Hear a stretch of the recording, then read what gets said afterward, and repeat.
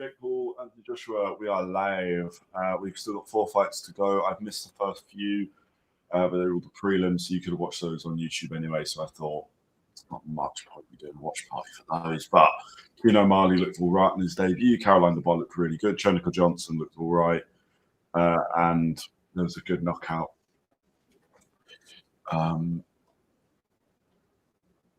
In the other fight between Avious Griffin, who knocks out Justin Cardona at the end of round 1. Good shot, probably a knockout of the week when we do that on Monday. Hopefully he's going to have some good entries. I'm just doing last bits of setup. If you've been here before, then you'll be aware sometimes these are a little bit what's the word? Not always planned very well, basically. But that's all right. That's all right. Right, hold on. Let's stick. Just got to get the tags into the video, and then we're all good. Now, we are going to have to put up with some shit commentary tonight because they are going to have to make it seem competitive. If it is competitive, then maybe this challenge has to stop, because what's the point in watching boxing if Jake Paul can do anything against Anthony Joshua? There's just no point. But I don't believe that's going to happen. I think we're going to watch likely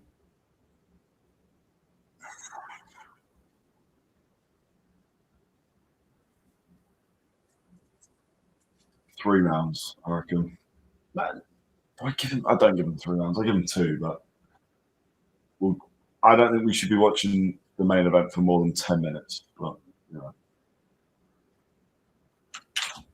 now, nearly done, people. Let's just stick there. Save. Cool. Here we go.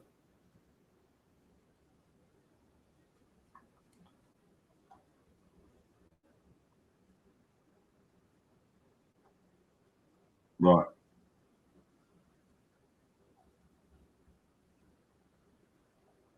Stream now. Excellent. Rebecca commented earlier. Let's get a poll going.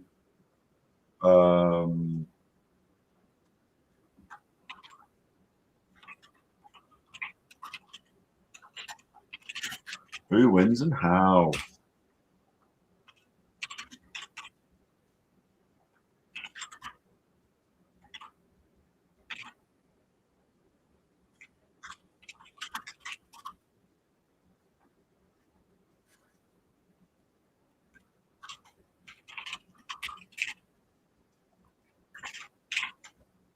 There we go, people. We've got a poll in the chat as well. Make sure you vote. Will be interesting to see, well, what people think.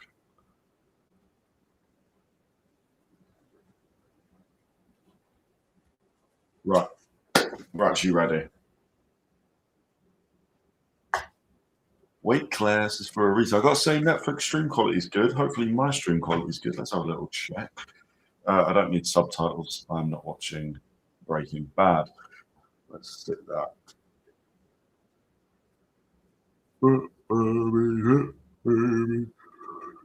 Last time AJ fought in America was, of course, Andy Ruiz in New York, famous for the loss, really. A great fight, one of the best rounds in heavyweight history ever in round number 4.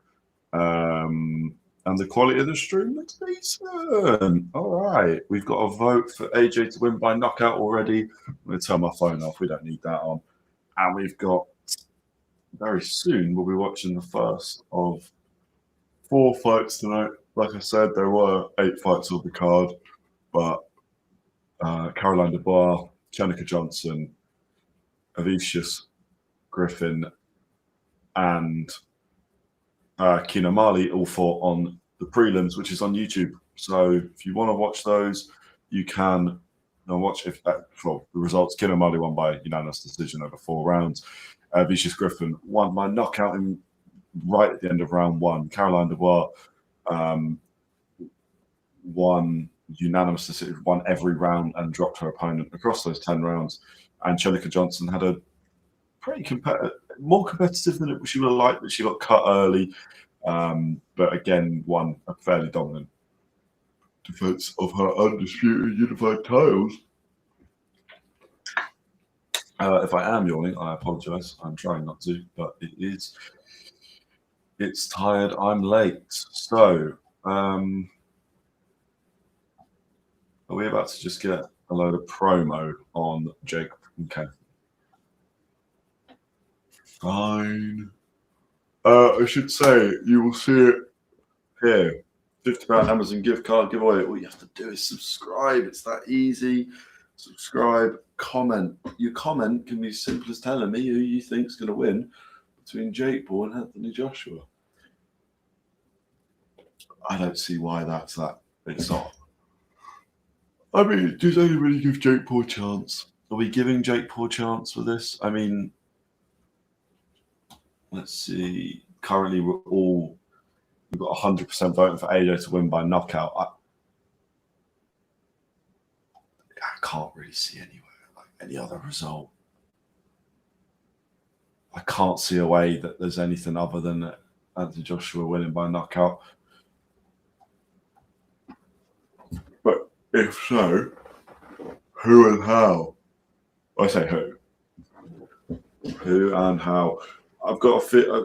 AJ's fought Usyk. AJ's fought Dubois. I've just named two people that beat him, but Usyk's a different kind of fighter. Dubois was a bad fight, actually. But AJ's coming back 15 months after the Dubois loss. I was there. That was a sad night as an AJ fan. But I got these cool little, I don't know if you can even see them, but cool little Anthony Joshua gloves. So you know who I'm supporting tonight.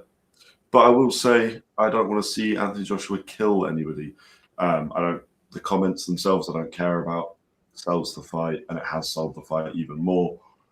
So that's fine. But we don't need to see Jake Paul lose his life tonight. So hopefully, it's a nice, quick knockdown and not a beating. If Jake knows what's good for him, he'll get hit, stay down, and he'll get moaned at, turned into a bit of a meme, and then people will naturally forget. I think that's for the best.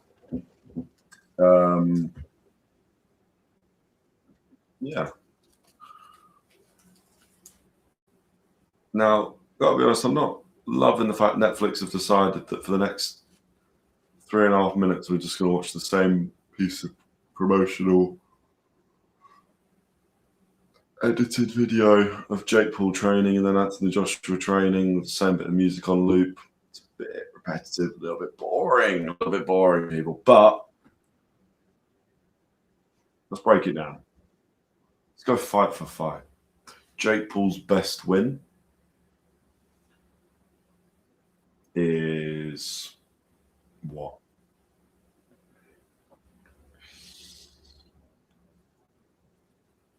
Andre August? For being realistic, I think Andre August. A legitimate pro who his record wasn't massively impressive. He was 10-1-1, but he was he was an active professional that wasn't super old, and he actually, Jake beat him round 1 knockout, nice clean uppercut. It was okay. Not a great opponent, but he got the job done. So Jake's best win is that. Joshua's you can pick. Is it Dillian Whyte for the British heavyweight title in 2015? Is it Vladimir Klitschko in 2017? Is it Andy Ruiz on the 7th of December, where he, not this 7th of December, but 7th of December, where he beat him in the rematch and a pretty flawless 12-round points win? Is it what he did to Povetkin at Wembley? Is it Takam? Is it Dominic? Is it not Breezel? It's not Breezel. Is it Parker? Joshua's just fought so much.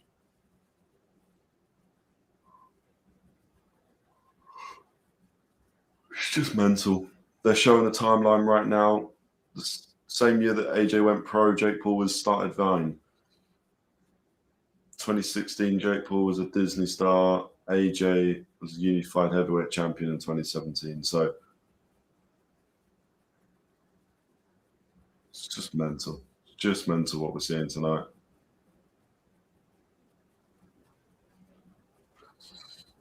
Anthony Joshua, like, if you haven't seen, you might enjoy watching whilst we've got a bit of time.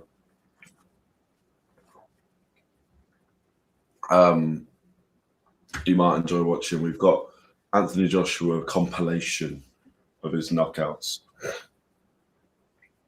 and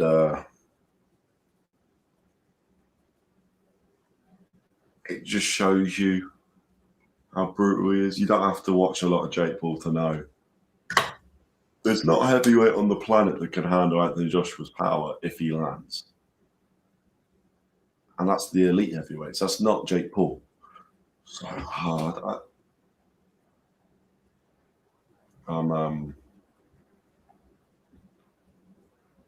There's a weight difference. That's a significant weight difference as well.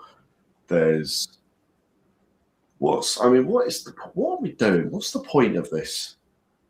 Money. My bad. Money. It's always money. In a Jake Paul world.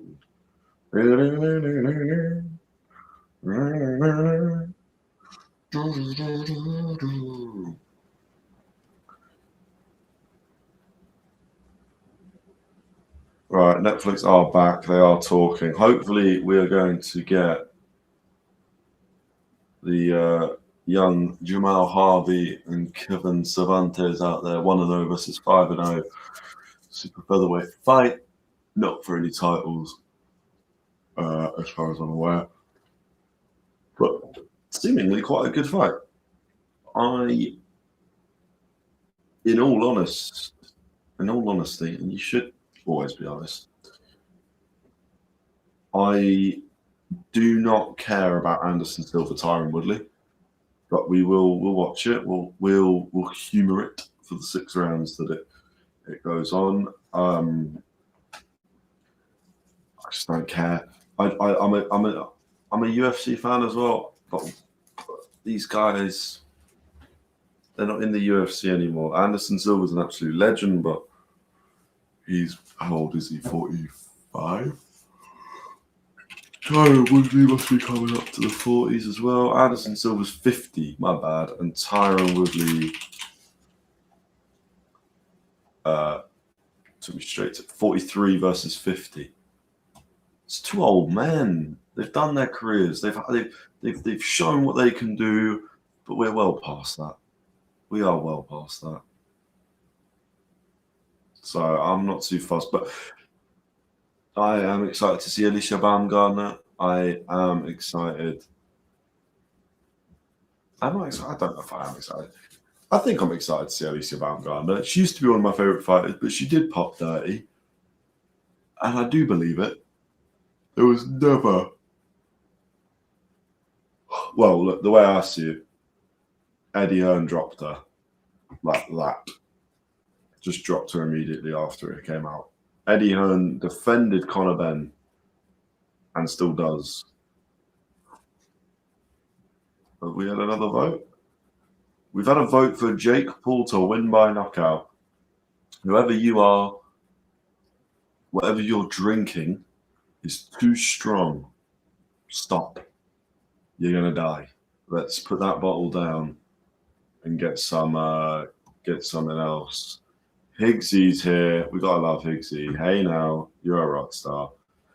Hey now, you're a rock star. Get the show up. Get laid. Who are we competing with tonight? Who else is streaming? Because that might be why we are lacking. No, I'm joking. We're not lacking. I don't mind. I just want to watch the fights. I imagine everyone and their granddad is streaming. Oh, I should have got my granddad on stream. Anyway, there's a lot of microphones on that. Like I've seen 7 microphones. David Hay speaking now. We're on David Hay. Can never tell if he's happy for fighters these days or just wants to get back in there.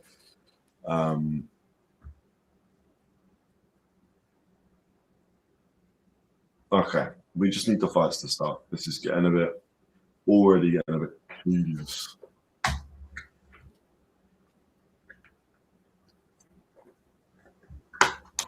Here we go. Can we just get Jahmal Harvey in the ring, please? You bastard. All right, there we go. We're slowly having that. I can't believe Jake Paul's got a vote. We have a vote for Jake to win by knockout.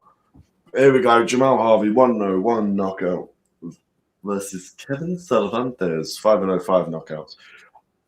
Kevin Cervantes, I will say, record a little padded. So I imagine this is one of the perfect bit of matchmaking. Who do you think that was, Higgsy? I think it was you bastard. Kevin Cervantes, I will read it out. I'm not going to just chat shit. Yeah, here we go. So he knocked out Juan Morales, 0-1. Knocked out Hernando Valle, 0-1. Knocked out Ronaldo Sotomayor, debut. Knocked out Eduardo Pacheco, 22-39. And of the 13, fucking hell, he's now lost 49 times, 33 of them by knockout. He's won 24 times and 20 of them by knockout. So he is really hit or miss. And he's 45. Fuck, mate, you need to go into a different career. And they fought Juan Armando Obregon Landeras, 0-2, who's been knocked out every time. So for me, this is just good matchmaking because this looks great. Jahmal Harvey's about to get in there with someone 5-0 who's got 5 knockouts. So it's like getting there with a big puncher, scary guy. But actually, he's getting in there with someone that's got a very padded record. What I will say, though, he has knocked out a lot of these guys quite early. He's never gone past 3 rounds. 3 of them are in the first round. Half of them don't even take him past halfway through the first round. So as much as he is knocking guys out that have had their chins cracked before, Kevin Cervantes is... I still think it's padded. For those that are interested, Jahmal Harvey's 1 win, 1 knockout was against Marcelo Del Aguila, who was 5-1 at the time, and those 5-1 against, to be fair, equally not great, not that impressive record, but almost similar to what Kevin Cervantes has. So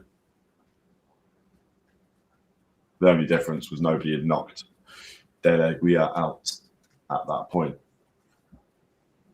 before Jahmal. I don't know why I'm saying Jahmal Harvey. Jahmal Harvey's interesting though. He was very much tipped to be America's next big thing. MVP got him through putting up a lot of money. He was going to the Olympics with the hope of winning gold. Didn't have a great Olympics, or based on expectation. His campaign cut a little short, more than likely due to the, well, let's put it, annoying dons from, Kyrgyzstan and Uzbekistan, all the stans, any of the stans. But he went out in the quarterfinals, but it was a weird Olympics anyway, in fairness. If you're a British amateur fan, you'll know, because we had fuck all luck. Well, not even luck. Everything went wrong, from delicious Ori to just all sorts.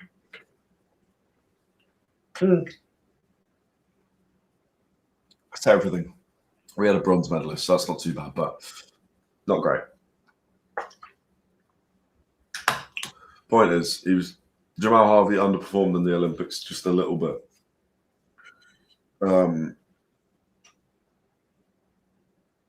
That doesn't mean he's not a good fighter.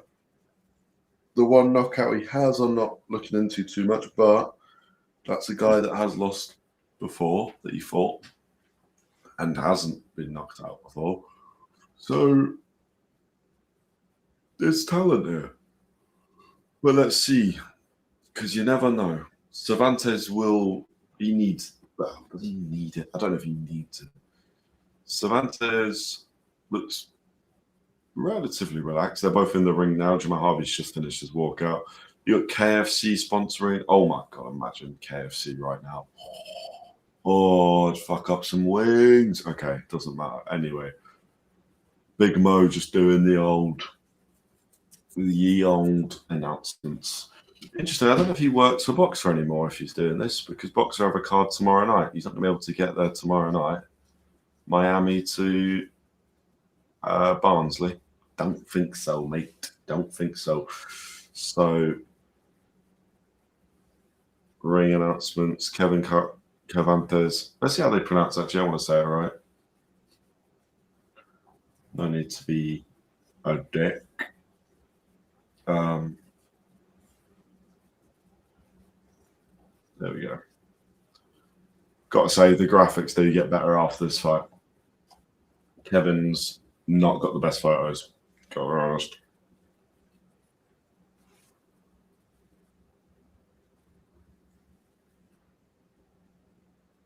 Okay, it's just Cervantes. Cool. Right.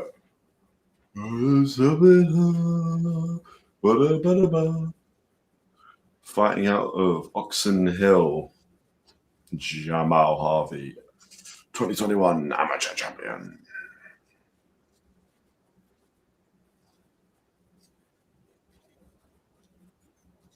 By way, it should be by way of knockout Mo, not by knockout. That's boring. Right. I've decided I'm better than Mo. There you go.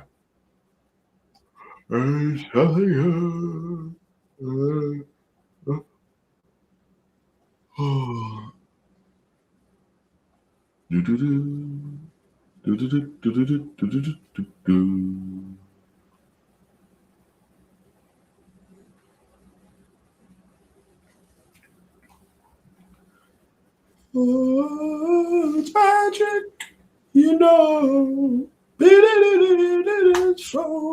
Right, Jahmal Harvey, Kevin Cervantes about to, I was going to say kick off. I guess that kind of works, but no, about to start. And then we are off for the actual main card of Jake Paul versus Anthony Joshua.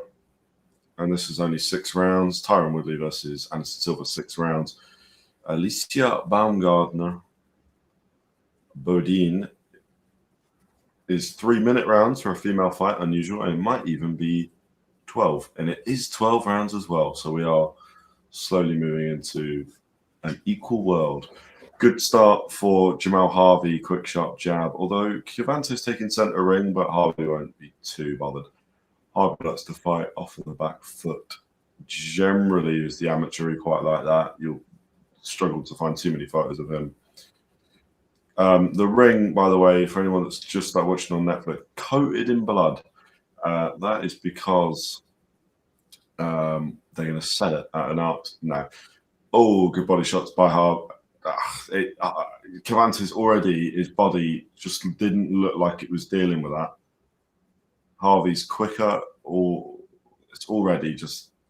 What I'm saying, the matchmaking's really good because people you're watching this, you're saying Cervantes got a good shot, and don't get me wrong, he does. He's clearly powerful. He's moving with the punches at the moment, Cervantes, so he isn't going to get hurt too much. But he's I just think that all that Harvey would need to do is just create a little bit more of an angle, and he's just going to get himself a nice point because his hand speed's far quicker. He's mixing up his punches already, really nice, Jahmal Harvey. Cervantes down. Slightly unlucky. bit more off balance than hurt, but it's a knockdown already. With a minute 20 left, is Harvey going to get another first round? I wouldn't be surprised. Here we go. These are good hard shots from Harvey. That's quick hand speed by Jahmal Harvey. Oh, no, that's not a bad jab by Cervantes. Actually beaten to that. There we go. We're back. Jahmal Harvey still has a minute left in round one. I don't... Clearly didn't hurt Cervantes too much, but he was off balance when getting hit. And that's what put him down. And so it's a knockdown, but it's a flash knockdown, really. Cervantes still holding center ring. Not doing badly, Cervantes. That was a weird punch by Harvey. Threw an uppercut there. I'm not happy with that. But 20 seconds left. Jahmal Harvey. Oh, another really good shot. Cervantes somehow didn't put a glove down there. Again, it would have just been the angle. But also, I don't think Cervantes has been hurt at all. And although Jahmal Harvey's throwing more, and it definitely looks better, and he's won the round clearly, obviously, I don't think he's thrown anything there that's going to really hurt Cervantes, because the angles haven't been quite right. He's hit and not get hit. Jahmal Harvey's got down to a T so far, but if he wants to finish him off, he's going to have to do a little bit more. AJ by knockout got one more vote. We're now 80% to the 20% that Higsy did. And I'm pretty certain that Higsy is joking. Because if he's not, then what the fuck? Don't even know why I included those as an option, to be fair. Oh, my life, I want your power. Ready shot. Ding, ding, ding, ding, ding.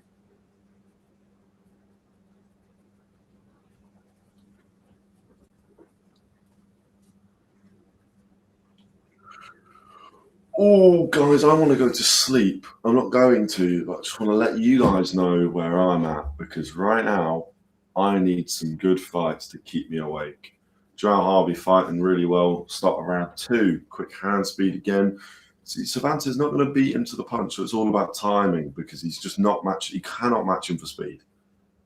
It's impossible to do that. If you're not quicker, then you're not quicker. Good shot by Harvey. Cervantes went in. Silly. I don't like Cervantes not really throwing any feints either. Everything's a bit telegraphed at the moment. What I do like is the way Jahmal Harvey's fighting. If Jahmal can swipe that right hand of Cervantes away. Oh, there we go. Some hard shots going in. Oh, Cervantes. Now, when we get to a little close fight, a little in-fight, that's when Cervantes has a chance. And that's when he throws something, you can actually hear it. And it's got a bit of power behind it, clearly, which we know. He's 5-0, 5 knockouts. He can punch. He's just not going to get the opportunity that much, because Harvey can get in and out fucking quick.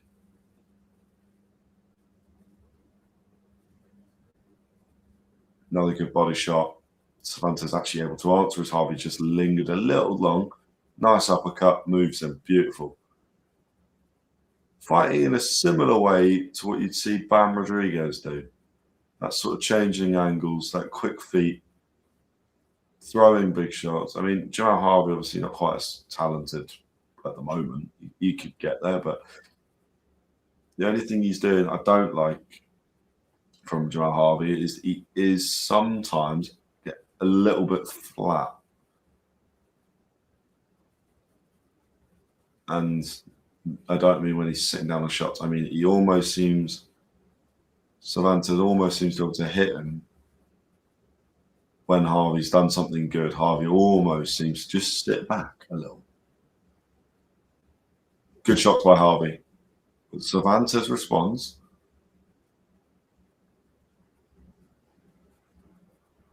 "30 seconds left, round 2.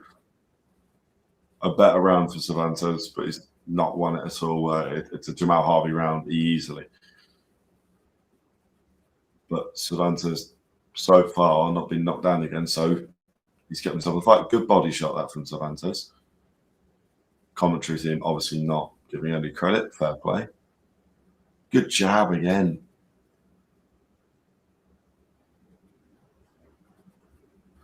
Oh, I forgot how much American commentary does my back in head. And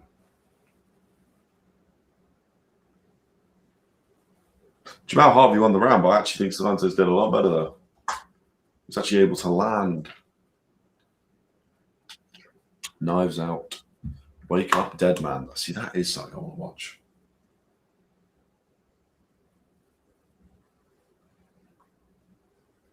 All right, go on. Let's get round 3 going. Let's get a knockout going.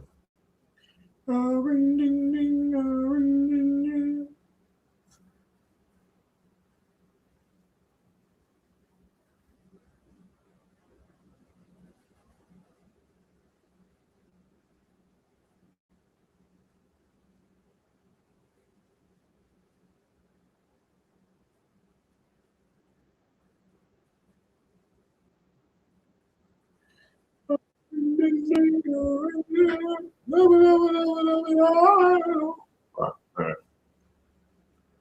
little bit of music for you. Who's excited for Christmas?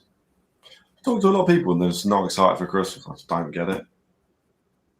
Like, 5 days to go. I'm going to be stepping into Christmas. Anyway, we are in round 3. Cervantes come out a little bit more aggressive. Jahmal Harvey just getting behind that jab again. It's quite nice, mature boxing from Harvey.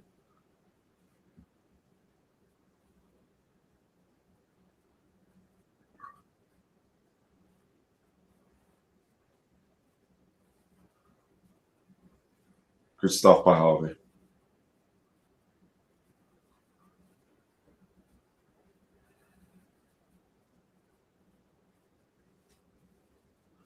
Jeez, Harvey's throwing 94 jabs to Cervantes' 25.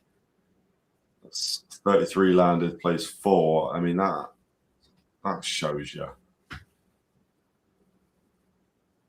Alex Hornold, skyscraper. Interesting. Is that the bloke that free solo climbs or whatever it's called? Free climb? Free solo? I don't know. Anyway, nearly halfway through this round. Not quite as impressive. I mean, Jahmal Harvey's still boxing well, still winning. But I actually think Cervantes is doing all right. Because like I said, he's not going to beat him on speed. He doesn't have the speed. But what he can beat him on, maybe, is the timing. And we know he hits hard, so he doesn't have to hit him too many times. The best thing he did last was throw that beautiful left hook to the body, Cervantes. Didn't have any effect on Harvey, but those do build up. Good stuff by Harvey. Good stuff by Harvey. Good stuff by Harvey. He's tagged him a few times. He's down, but that's not a knockdown. He pushed him a little bit at the end there. Not Harvey's fault, but 50 seconds in the round, Harvey's going for the kill. These are good body shots going in from Jahmal Harvey. Oh, that was beautiful. Just when you thought Cervantes was about to catch him.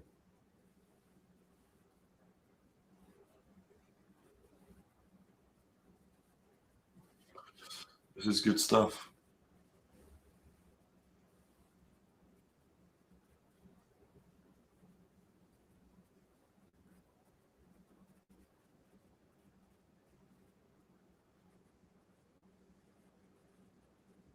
I feel like we need music or something. Like when I go silent, what I've realised is it is silent. So I'm watching the box and I got the commentary on. It's all good, but for you guys, it must be shit. So we need something going on. But I don't know what. Like, what do other people do? Let's find out what other people do. Because do you guys want music? I can do little sound effects. Let's do sound effects.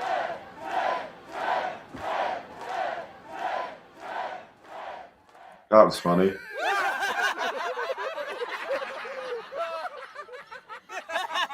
You don't have to laugh so much, guys. Whoa, stop. I'm joking. Oh my God, what's that? It's the air horn that means you have to subscribe. Do I end it now? Do I end the stream now? Fucking hell, that was terrible. I mean, like, I make some shit jokes. Who doesn't? But that was pretty poor.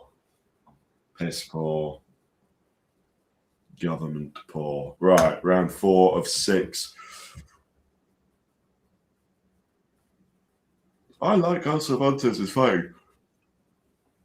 Yeah, cool. I'm going to yawn now. Brilliant. The unofficial scorecards got it 30-26 to Harvey. I mean, I agree with that. So, Cervantes hasn't posed a threat just yet. Oh, I'm a poet and I didn't realise. But what I do like from Cervantes is that he is actually finding a way to throw now. Because in round 1, it looked like he wouldn't even be able to get a punch out. At least now he seems to have some plan. I don't think it's going to work, but it's intelligent that he's switched things up a little bit. And he seems a bit more happy just being on that back foot.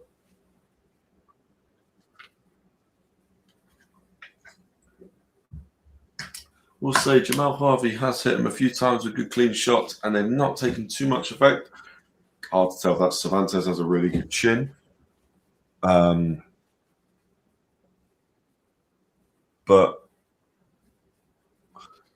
I get the feeling we're going to see this go to points. Jahmal Harvey just too good. Cervantes actually defensively is not terrible, but it depends what's going to happen, because if Cervantes wants to keep his O, he's going to have to throw the sink at Jahmal Harvey. Jahmal Harvey has now thrown 260 punches to the 94 of Cervantes, landing pretty much 100 more punches. That is insane. Landing 100 more is actually mental. Cervantes really needs to start throwing. And he does, as I said. But he does get caught. Right, a minute left in round 4. We really need to see more from Cervantes. He's landed 2 nice shots there. Same shot, same right hand. Jahmal Harvey nicely covered up, but one did get through to the body. It was a good shot. Like I say, it's kind of standard, but it's not terrible.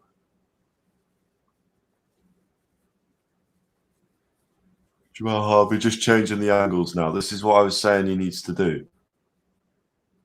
Cervantes down again, but again, not a knockdown. He's pushed him slightly. The same way when you are a lighter, look, watch Bam Rodriguez, watch Noe, watch any of the light guys. Sonny Edwards was great for it. Obviously didn't have the power, but he had the movement. You got to change the angle just to land that bit cleaner. Sonny Edwards had to do it because he needed to land cleaner. Bam does it because he knows he can knock you out from any angle, but if he gets you clean, you're gone, and he'll get you clean from a different angle. No, the same as Bam, creates those angles. Jahmal Harvey right now not really doing that, but he showed glimpses of that. Round 4 over, it's another round to Jahmal Harvey, pretty comfortably. Kevin Cervantes is not doing terrible, but he's I don't think he's anyway back into this fight. Well, I'd be a little surprised at least.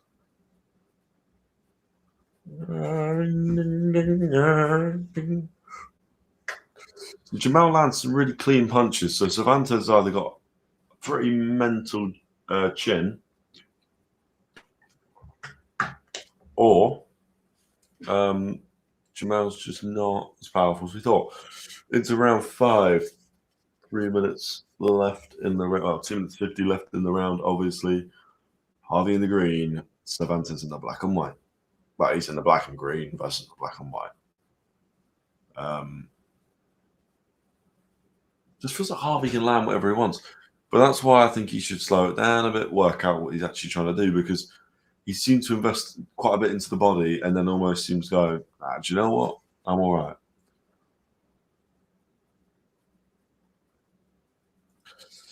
Tell you what, Jahmal Harvey's jab is a joke. That thing pushes Cervantes back more than any other. Any other punch. Oh, why am I tired? I can't be tired. No. People, all I can think about is my bed. I'm not going to do it. I'm not going to do it. Because I can't do it. I could do it. I'm not going to. A minute 45 left in the round. Harvey, Cervantes. I just need, I think, maybe fighters that I know. I mean, I know Jahmal Harvey, though. What am I doing?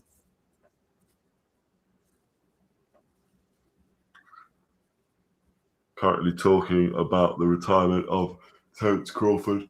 Let's put this right. All-time rankings. Terence Crawford, where are we putting him? Where are we putting him? Can I add to this? Does it have to be? Can I start a little Q&A?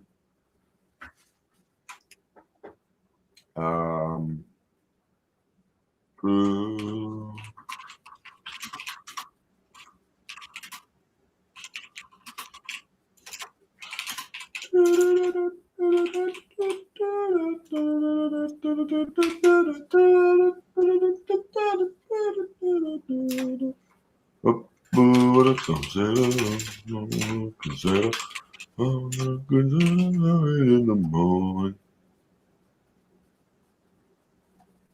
There we go, got a little Q&A going as well. Going, oh God, we just do too much. What's that? I'm a legend. I already know, but thank you. So are you. 30 seconds left in the round. Jahmal Harvey just taking his foot off the gas a bit. He's almost sort of showboating, but the thing is, I'm 100, well, not 100, pretty much 100% convinced that he is a good boxer, good athlete, but he is not the best. He is not the best. My arm just felt like it fell off from my body. Ever have that? If you do, let me know what that means. Am I going mental? Chances are, yeah, probably. But if I'm actually mental, then you telling me I'm mental won't make me more mental because I'm mental. I think that's how it works. Must be. There's like a peak state of mental.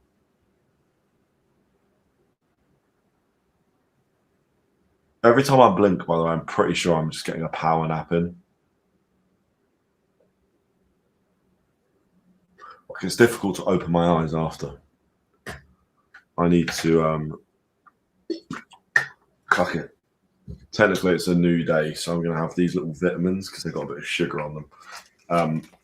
That might look like I just picked my nose, by the way. I didn't. I scratched that bit. I don't know if you can see, but I've cut there, so it's like slightly scabbed. Just realised, I'm on camera and I don't want...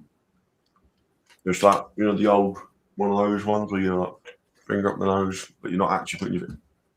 What the fuck am I doing? Anyway.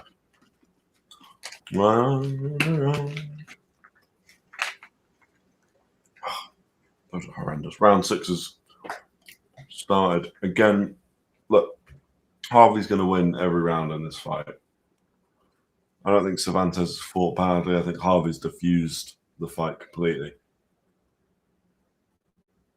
Is he? I mean, he's going for the knockout now, Harvey. But I don't think he's going to have the power to stop Cervantes. I'd love to be proven wrong. The more knockouts, the better. This feels like a night for them. But I'm not convinced.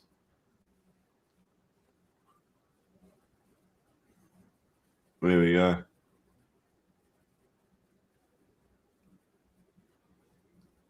Good punches by Jahmal Harvey. Good 2 uppercuts, 3 uppercuts in a row. He's fighting really well, Jahmal Harvey. Not complaining.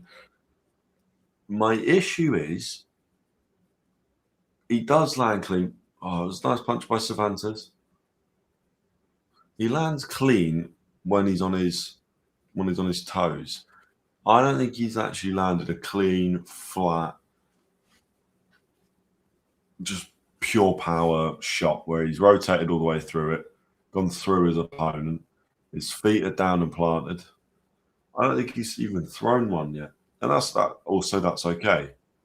There we go. Nice angles there from Jahmal Harvey. I'm forgetting his name. Oh my God, my eyes are closing. Maybe I'll just watch the rest of the fight like this. Oh yeah, it's great. Let me just touch the TV. I don't think you guys realize how difficult it was just to open my eyes back up there.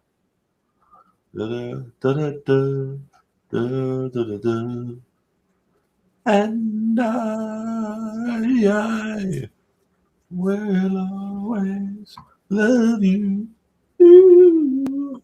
Right. My eyes are closing. Oh my God. Okay. We're back.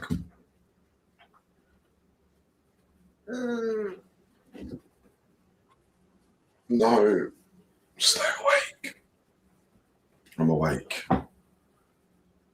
Good shots by Harvey. 18 seconds left in the fight. He's going to go for it. He's going to hear the 10-second clacker and he's going to go for it. But, ooh, nice shots by Cervantes. But Harvey, he's just not got the power to hurt Cervantes.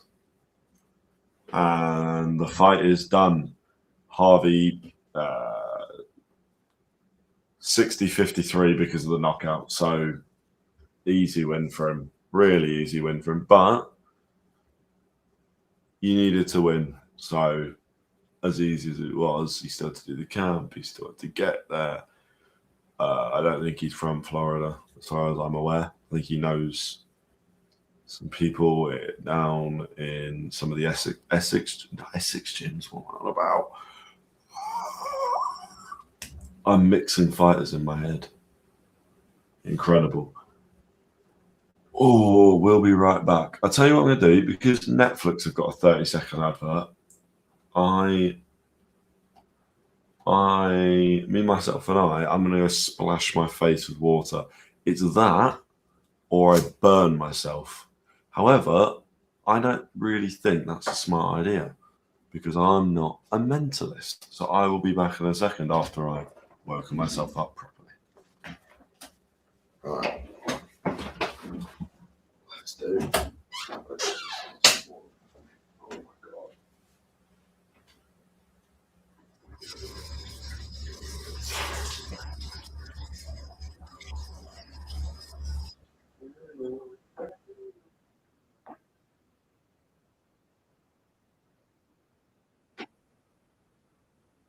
Oh my God. Right, we're back. That did nothing. If anything, my face is now cold. I'm wanting to curl up in bed. Maybe I should do these streams from bed. And then, like, if the fights are good, I'm awake. If the fights are not that good, then I'm just going to sleep, aren't I?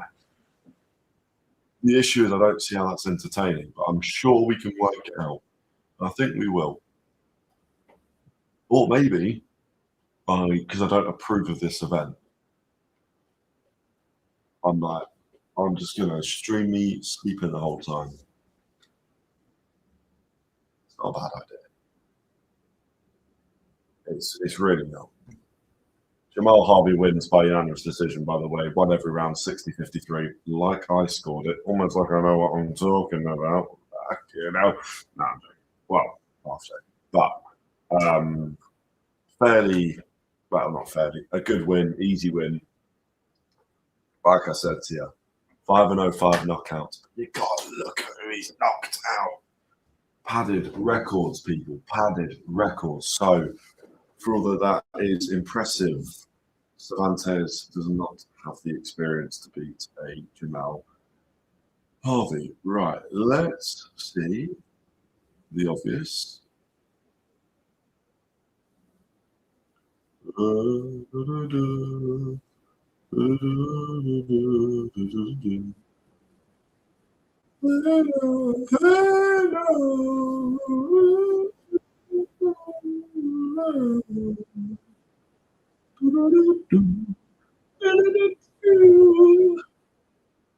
Last Christmas, I gave you my heart, but the very next day, you gave it away. This year, to celebrate, I give it to someone special. We need we're not very. I mean, I've got the Christmassy background. We're not very Christmassy. I've got the Christmas jump, but that's, you know, that might not be too bad. Here we go. Anderson Silva versus Tyron Woodley. Let's go back to this. Anyone that's not been here, £50 Amazon gift card giveaway. All the information is right here, people. Right here. So read it, comment, do what you want, but make sure you subscribe. We're trying to hit 300 before New Year's Day. We're at 288 or 289, 288, 289. Let's check. 288. So we've got 12 to go in, well, 12 days. Because, yeah, 12 days. So literally one a day. Except, obviously, we're streaming tonight. We're streaming on tomorrow night as well. I should say that. Tomorrow night we're streaming. I was going to say from, but not from. We're streaming Craig Richards, Dan Aziz, Akra Ghana, Staff Jeremiah fights, Leo Atang fights, Nishant Dev fights. Jake Paul has just entered the building around 5 minutes ago. Anthony Joshua in all camo, which nobody else can pull off, but he has literally just arrived. He looks ready. Unfortunately for Jake Paul, I've got a feeling that Anthony Joshua does feel a real responsibility to do something. I don't want to call it horrible, but it could be horrible.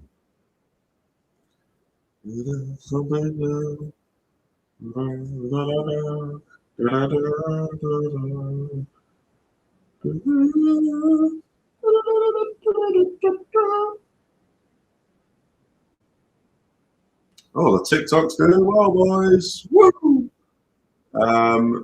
Latest video from Boxing This Week. Boxing This Week, where we talk about everything that's happened in boxing that week, including Knockout of the Week and normally one other segment, although I'll be honest with you,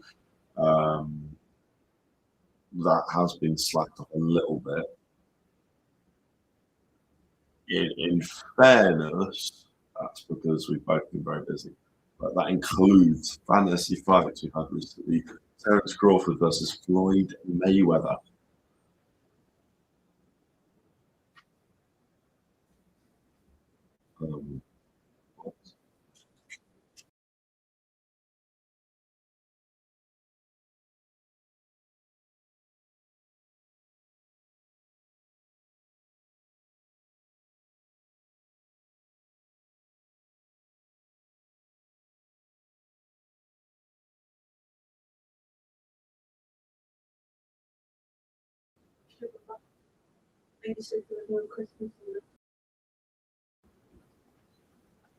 Right, we've got a lot we need to get through. I mean, they're doing the AJ promo at the moment. That's all right. I don't mind that.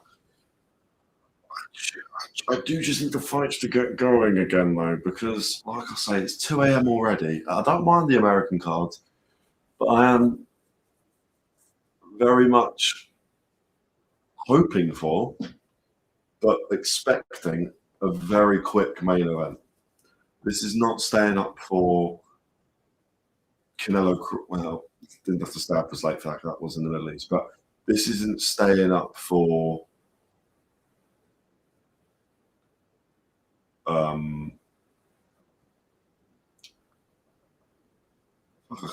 Spence Crawford. There you go. Talk about Crawford. Retired GOAT. One of the GOATs, at least. Absolute legend.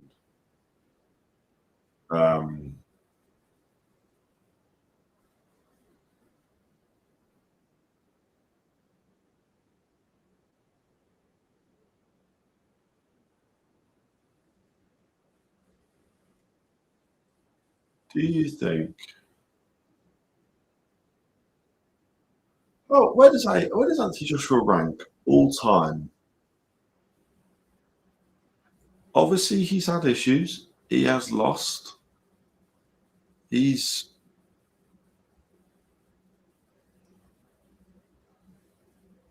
been knocked out brutally by Daniel Dubois. He lost to Usyk twice. But that's Usyk. You know what I mean? That's Usyk.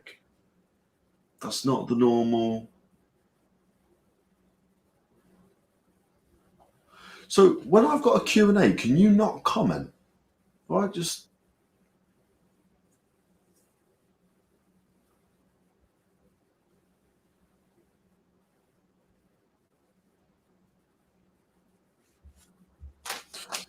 I do have some chocolate. Just going to get some sugar in the blood. Because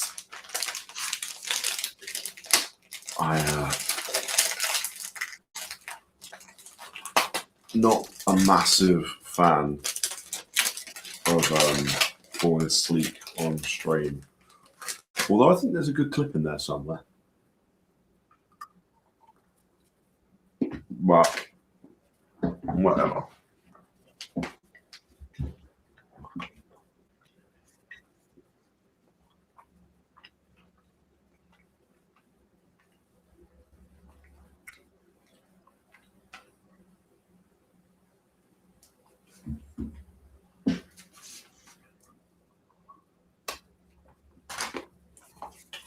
Another 3-minute break. I don't like this from Netflix.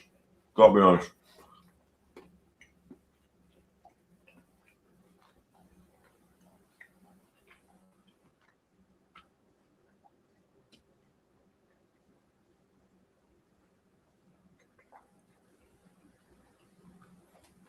But I'm now watching the same bit of promo.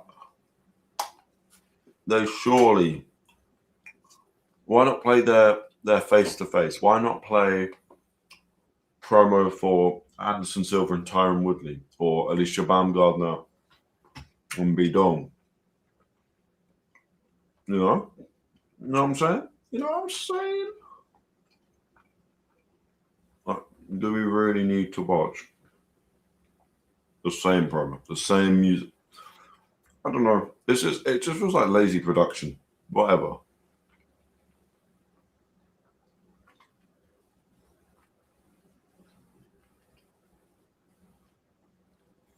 Don't get me wrong. It's a good promo. It's just... Who cares? I got a fat spot. What the fuck? That's not good. I didn't realise, by the way. No, I do appreciate nobody's commented this. I look like I've been dragged through a hedge. Oh, Jesus, I need a haircut. Oh well, we'll get one before Christmas, maybe. Probably not. Can't be asked.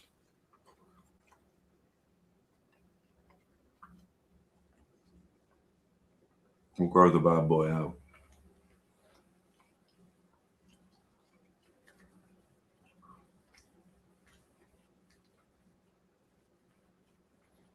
I'm dreaming of a white Christmas where Anthony Joshua wins quickly. Maybe I should just sing more. Don't comment if you want me to stop singing. Oh, clearly people want me to sing. I'm dreaming of a white Christmas. I think we are back in 10 seconds. Good. I just want the next fight. The next fight being the sort of interesting fight between Anderson Silva and Tyron Woodley.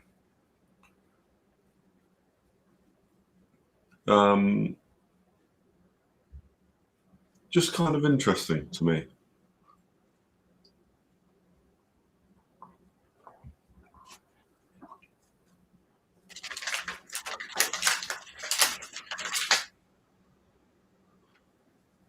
Chocolate. Bitch.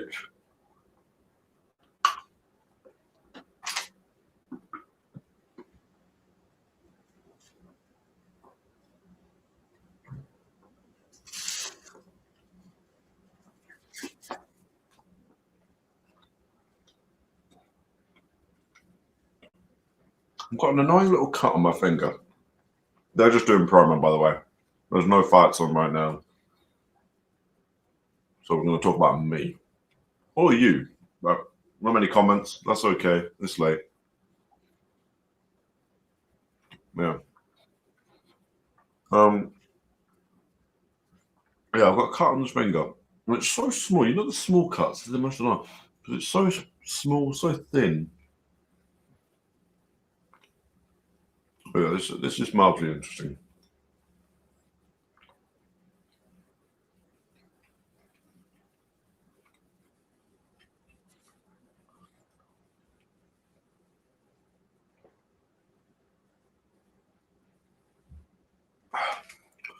What's worse?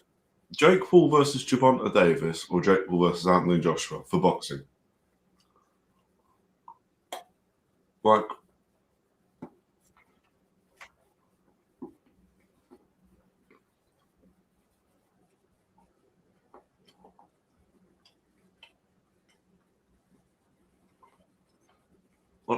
seriously, what is worse? Because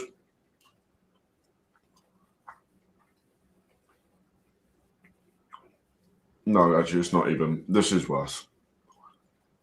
Because Gervonta Davis would be able to manage Jake Paul.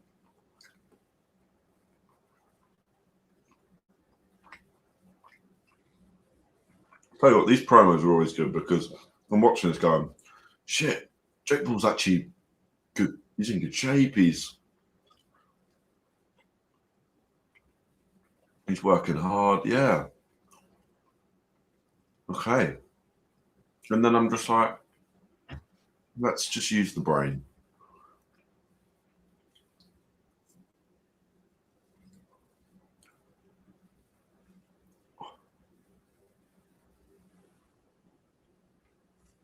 All he has is one punch power.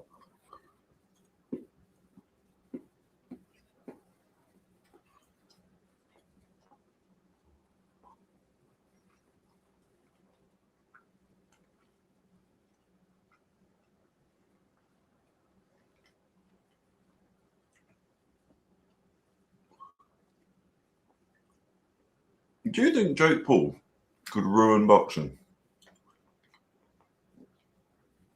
if he beats Anthony Joshua? How many people will just stop watching boxing altogether? Because they'll be like, it's corrupt. What's the point? You know what I mean? It's like a WWE rather than actual boxing. Like, does this gain more fans or lose more if Jake Paul wins?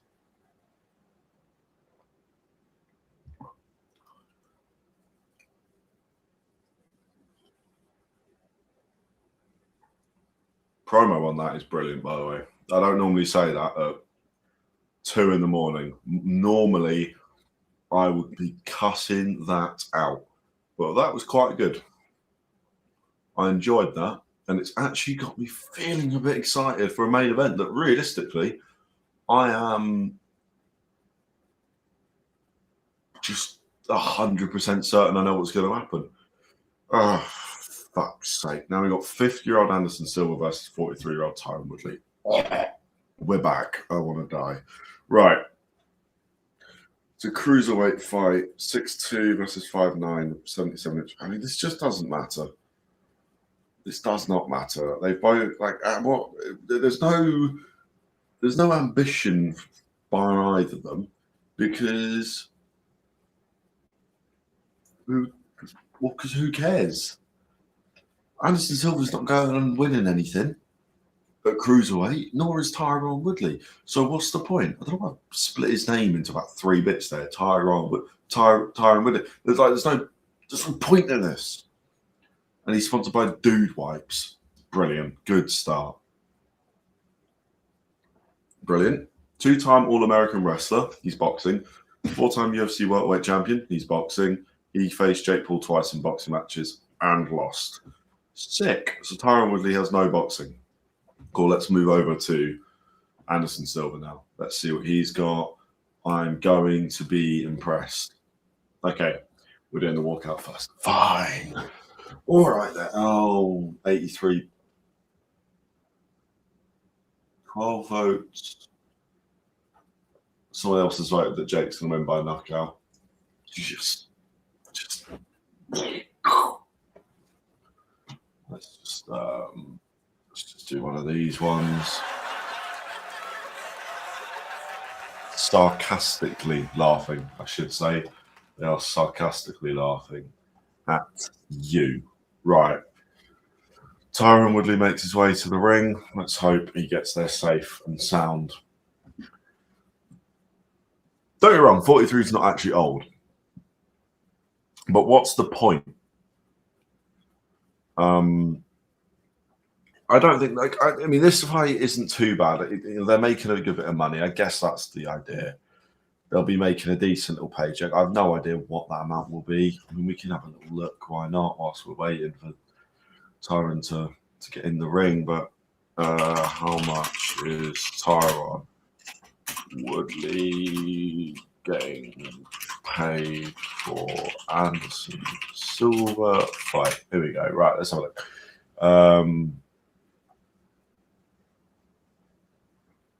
Wow, he got paid $2 million for his fight against Jake Paul, and he got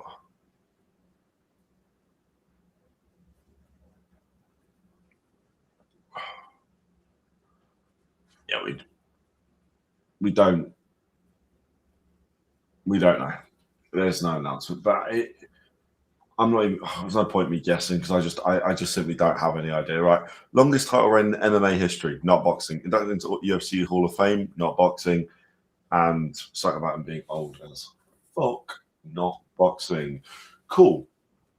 I don't want to be rude, and still, they're both kind of legends, but I'm just like, it's just annoying. It's annoying. They're going to make money. There's nothing inherently wrong about a 50-year-old fighting a 43-year-old. Both of them from the same original sport, both similar experience as boxers. Both have fought Jake Paul. But realistically, I'd rather just see these two do MMA. I know that sounds basic and all the rest of it, but why not? These are MMA fighters. They're only coming over to boxing because MMA pays. I mean, it does pay well, obviously, but it's relative. MMA pays well relative to a cleaner or your average salary. It doesn't pay well in comparison to boxing. Should have said a cleaner, really, because I reckon like specialist cleaners are earning a fair bit. But yeah, average compared to average salary, MMA fighters, yeah, they're doing well, but. And even that's not really true. It's the UFC's doing well. MMA fighters on the whole, probably not. But that's the same with boxing. You go down the deep avenues of boxing, you'll find that people are getting paid, or people are paying to fight. So they're actually losing money on shows. Right, both fighters are in the ring. Cody Big Mo Mumats is doing a little bit of an announcement. Anderson Silva has Muay Thai on his fight robe. Brilliant. That is so useful in a boxing fight. Tell you when it would be useful. In a Muay Thai fight or MMA. Maybe you should do MMA. That's my advice for both of these two before the fight even started. I think they should consider careers in MMA. I reckon they would be all right. Florida Athletic Commission. Boo. Wanker. Not the referee, but the actual commission. You'll notice I'm eating a lot of chocolate. That's because it's nice, but also I need the sugar just to buzz me. I don't drink coffee, and that's maybe the end of me.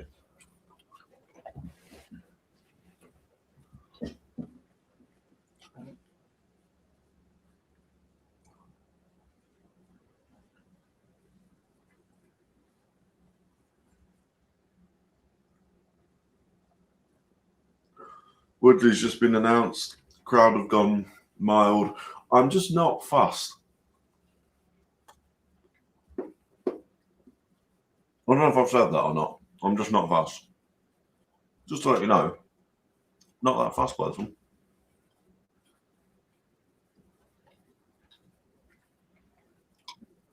Cool. Good to see my dad's fighting well.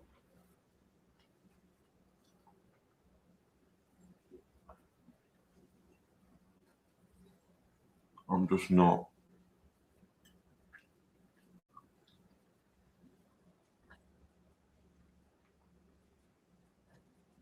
MMA fact. There's a guy that has boxed 5 times professionally.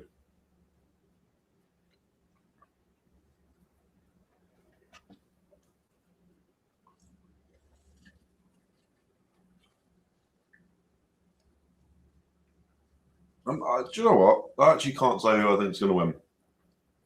Because I don't care who's going to. That's why.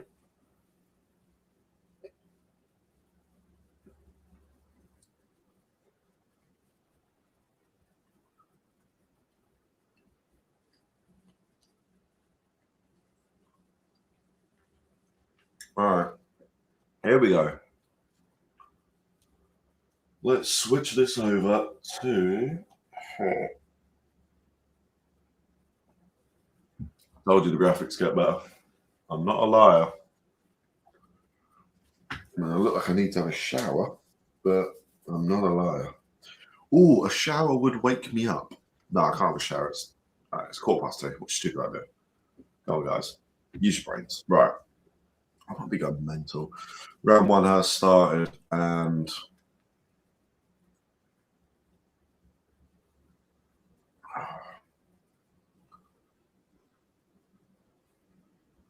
all right. I mean, Anderson Silva's a lot better. Not better, bigger than Tyron Woodley. I think.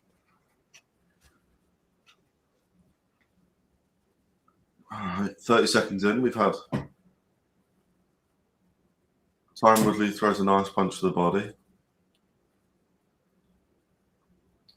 I think the basics are there from both of them. They should be, really, obviously. I mean, both have been boxing a while, technically, even without the amount of fights they've had. I don't know if Tyron Woodley carried on fighting after Jake White. I can't remember what year that was, maybe 22. But that would mean he's got around 3 years, 4 years of experience. Which, in all honesty, if he's got 4 years of experience, he should find this fight fairly comfortable. But I don't mind what Woodley's doing at the moment. Movement's definitely okay. Anderson Silva just that little bit more elusive. And the feints of Silva, I mean, he's not thrown anything yet, Anderson Silva. Like, he has not thrown a punch yet. The crowd are already getting a little bit boring or bored. They are booing already. But this is just... Anderson Silva's just throwing feints. I don't think he's thrown anything yet.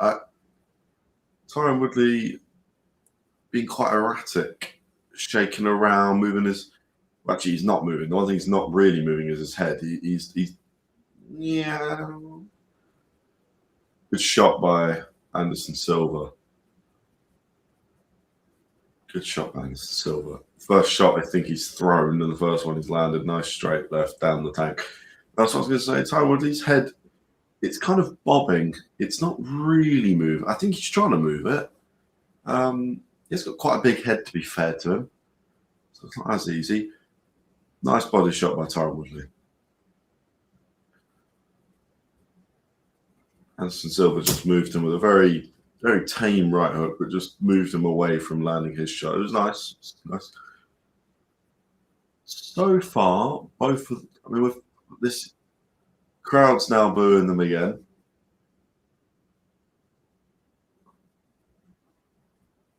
This is what I don't understand. So, what's the point in doing this fight? Does this really sell that many tickets? Because I think the UFC fans that are really interested by this, or or know these guys are the same kind of people that we go, no, we know about these two. We know they're washed up. I'm not watching them fight in a sport that's not theirs. Because that's the fact. They aren't boxers. MMA and boxing is different. Vastly different. And they help each other, obviously. But actually, I don't think that's true. I think you can go, I think boxing to MMA is easier than MMA to boxing. Sounds crazy. It also depends on the level, I should say, before people try and cut my throat. Somebody else has voted for someone's got AJ points. Okay, fair play. That's all right. Don't mind that. Before you crucify me, I'm not saying that learning all the skills in MMA is easier than learning boxing, because boxing is it's one skill. But because you're naturally more square on in MMA, because you don't want to get kicked in the head, so you have to be a little bit more alert of what's coming from different angles. I think foot position's not quite the same. Anderson Silva now looking way more lively at the start of round 2. Both of them just throwing that little bit more. Tyron Woodley currently seems to just double jab and throw a right hand that goes. It's a bit of a weird shot. It's not quite an overhand right, but it's also not quite a straight right. Almost a little fusion in between. We'll call it the Tyron Woodley shot. Anderson Silva's footwork is a lot better. I don't think that's really a surprise, but maybe at 50 it becomes a bit more surprising. I need Alycia Baumgardner to win by knockout, because 12 3-minute rounds I can't be bothered with. Whoa, huge shot. Anderson Silva's going to knock him out. Tyron Woodley's down. That was a huge shot. Just threw him off, lifted his knee. Tyron Woodley, I don't know, maybe he thought he was about to get kicked in the head, and MMA instincts came in, and Anderson Silva landed a huge right hook. Tyron Woodley's done. This fight is as good as done. Tyron Woodley's not even coming forward. The referee stops the fight. Fair play. That should have been stopped. The Tyron Woodley, by the way, was just standing there, hands down, about to get ruined. I'm assuming, I think his coaches have actually thrown the towel in there. But instead of throwing it in, they've just told the referee, which is risky. You shouldn't really do that. You should just throw it in. But fair play, Anderson Silva. He when he stepped it up, he was a lot better. Enjoyed that, actually. That was a good knockout. Thoroughly enjoyed it. Pointless, again.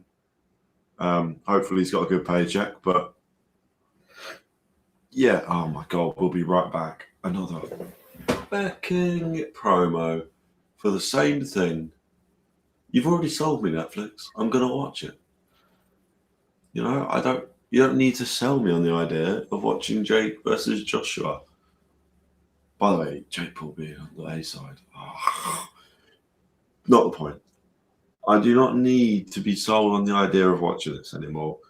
So let's not. Let's just send me back. Awesome. I think I've eaten the chocolate too fast, I'll be honest with you, people. Oh my God. All right. Co-main and the main event to go. And we are in business, people. In the business. Can't even begin to express how excited I am to go to sleep. But hey, that's just me.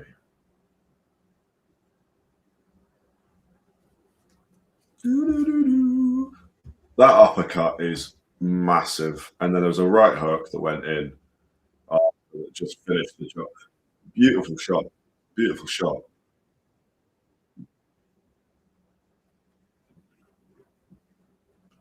Beautiful.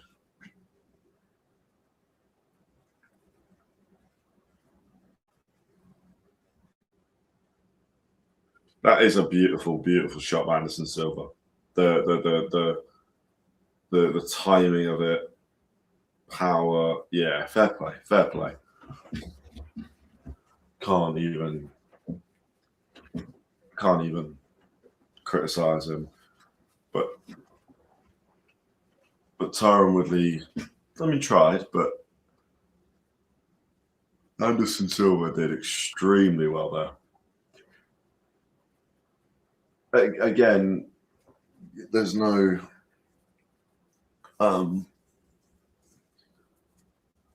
like Frank, I don't give a shit, but fair play. Now we're gonna go back to the real boxing with Alycia Baumgardner.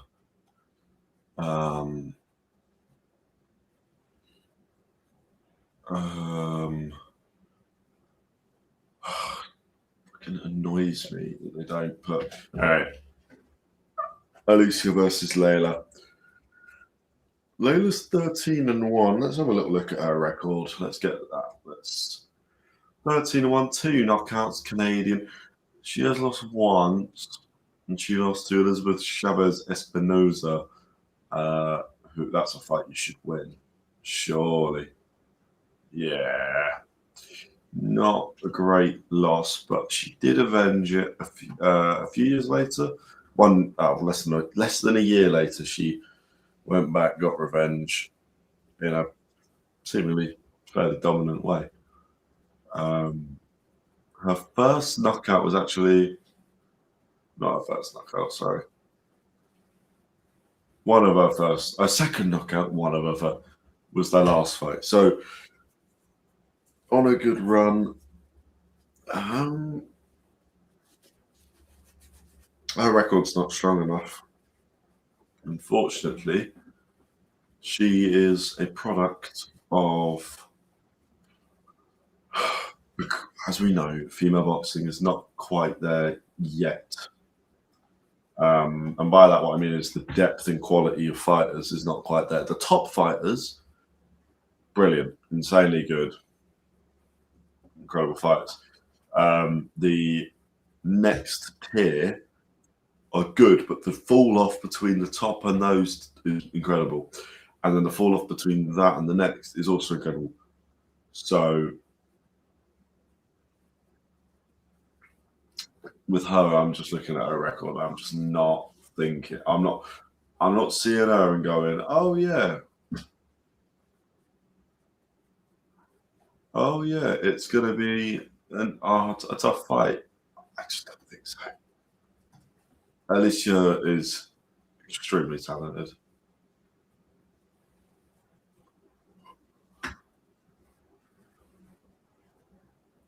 Anderson Silva is starting a police academy and becoming a police officer. Okay, sure.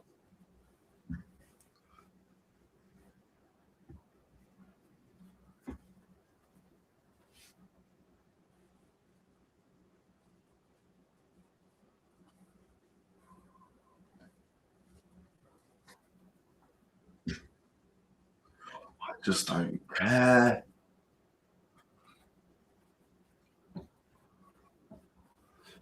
I just don't care.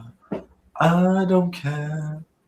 Put on real boxing because Anderson Silva, as nice of a guy as he seems, is doing my head in now. The stream's going okay, by the way. Thank you for that. 300 odd views. It's pretty good, especially given it's everyone and their mum's streaming this tonight, so can't be too annoyed. Right, I will go to the toilet very quickly. I'll be back.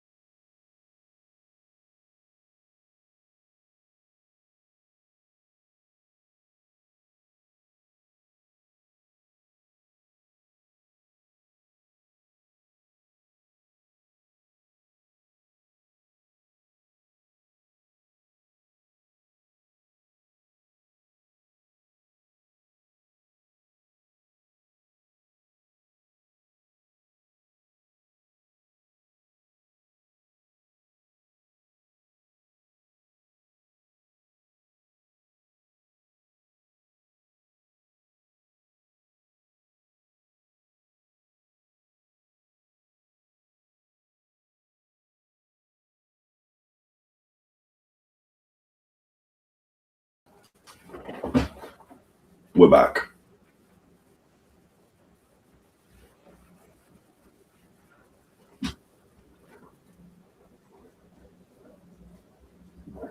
You guys haven't got the music, so if you're not watching Netflix right now, that would have just been very weird.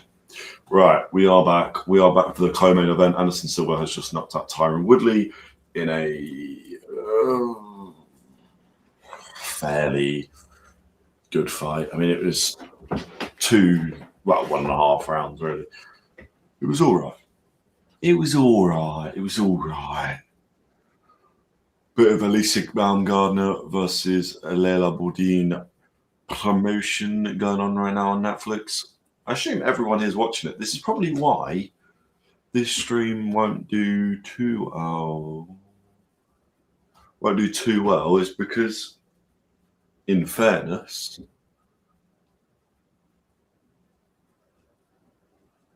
because everyone can watch it. Who doesn't have Netflix?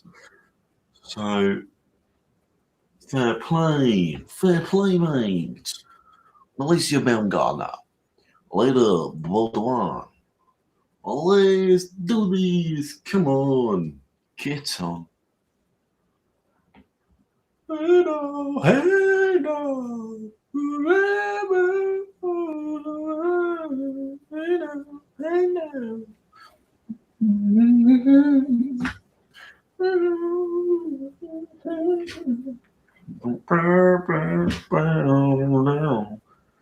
Oh, 12 3-minute rounds. 80% more boxing.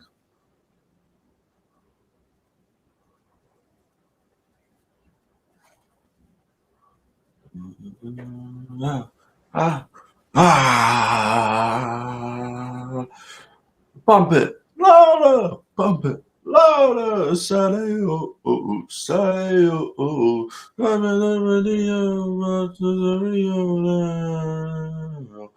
Alycia Baumgardner looks ready. Derek James in the corner. I wonder if Derek James will go say hello to AJ. He probably will. Maybe after. A bit unprofessional now. He's with a different team, but it makes sense.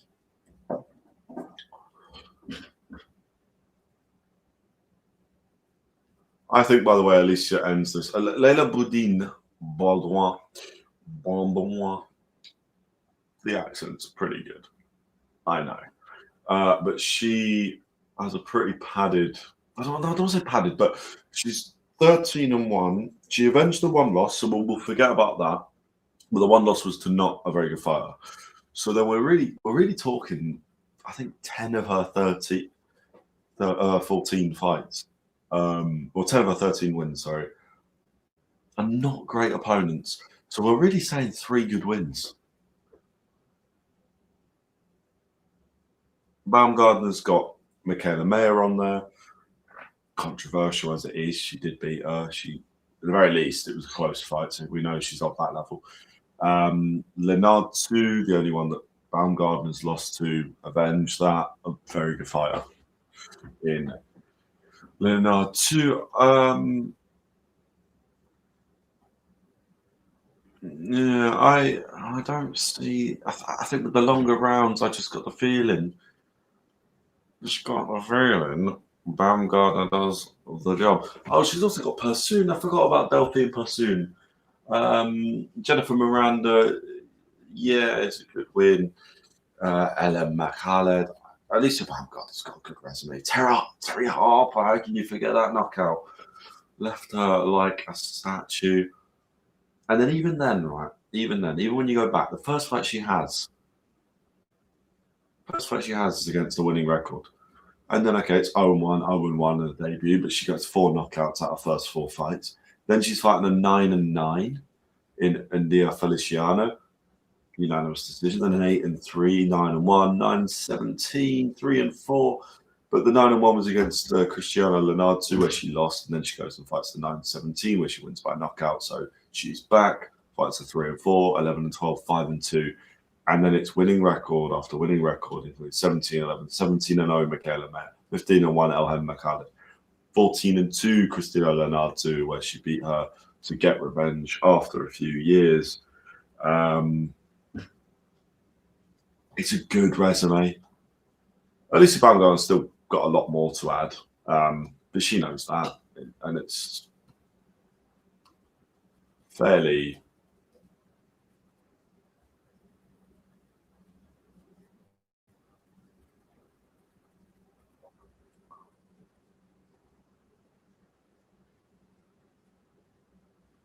But with 3-minute rounds, with longer time to do it, I think Alycia.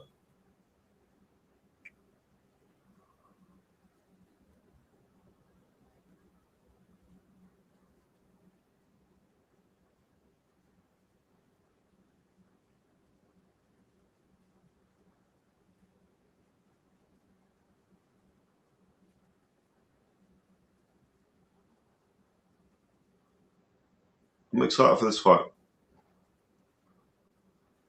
I like this from Netflix. Did a bit of a female boxing history lesson for you all.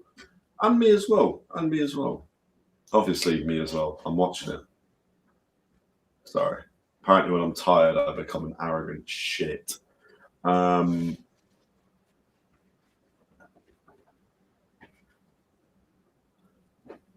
Taylor Serrano won. What a fight.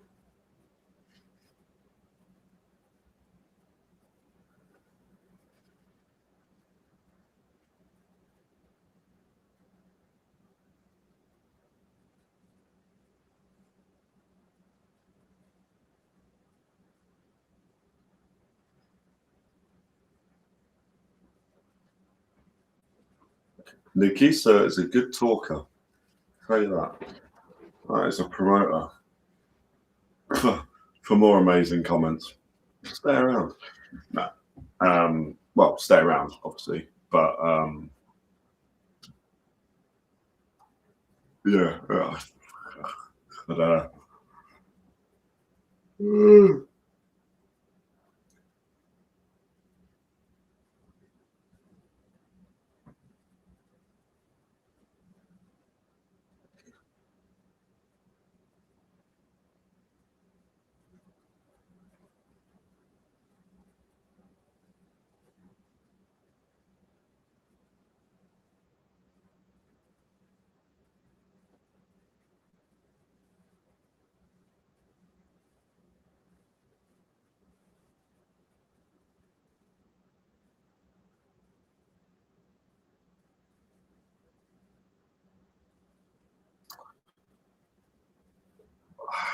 Okay, here we go. Let's get some walkouts.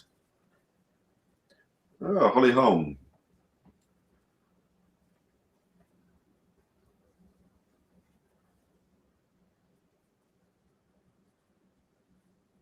Holly Holm. Still got the camera on her. Maybe take the camera off her. A little bit awkward. She's smiled. She's done 2 emotes now. There we go. That was too long. Could have cut to the Miami shot a while ago. Miami's a beautiful looking city. Man, maybe I need to go there. How expensive is it to go to Miami? Miami flights from Gatwick. I swear to God, if you go to a break where I'm going to have to watch 3 minutes of fucking promo. Ah! Okay, fine, whatever. Miami flights from Gatwick. £300? No. Surely not. 300 quid? Hold on. Depart from Gatwick. When? Any date? How long? Is 7 nights enough? Have we got anyone here that's been to Miami? Probably not. Well, maybe. 2 adults. 2 adults? I'm not going with anyone. I'm going by myself, right? Why is it more expensive? Fine, there's 2 of us. How does that make any sense? Right, fine.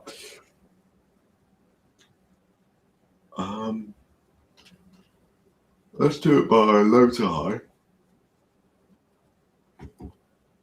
Doral Suites, 700 quid. 700 quid. Ooh, it's not great. Hilton Garden. Oh, that's in the airport.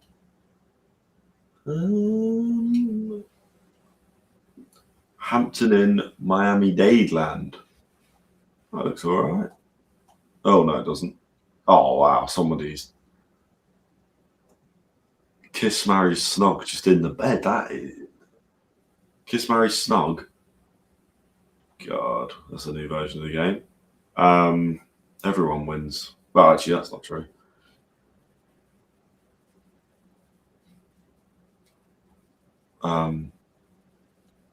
Kiss, Marry, Avoid. That's the one.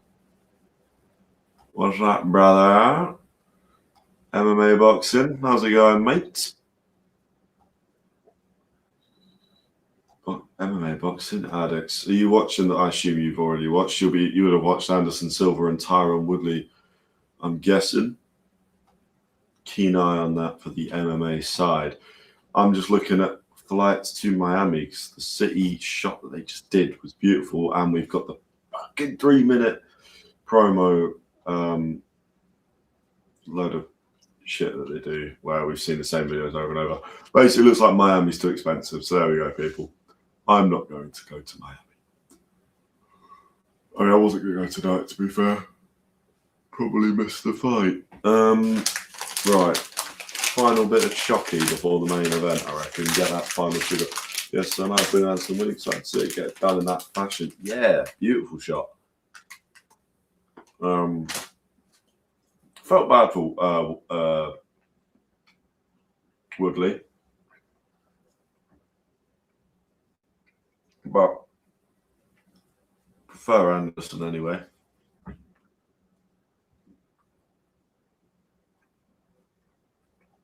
Not a massive shock. I don't.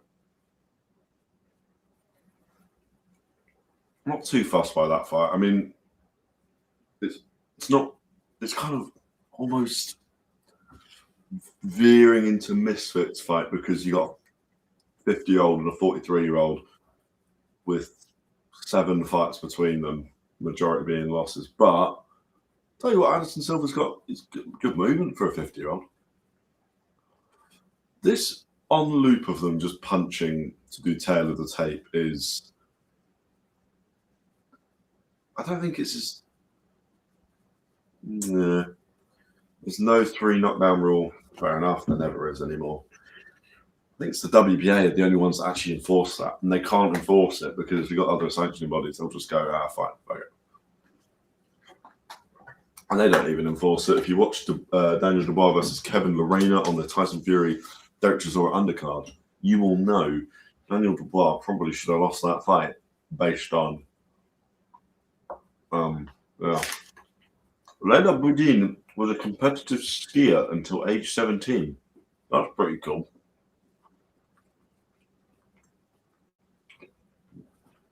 I like that. That's interesting.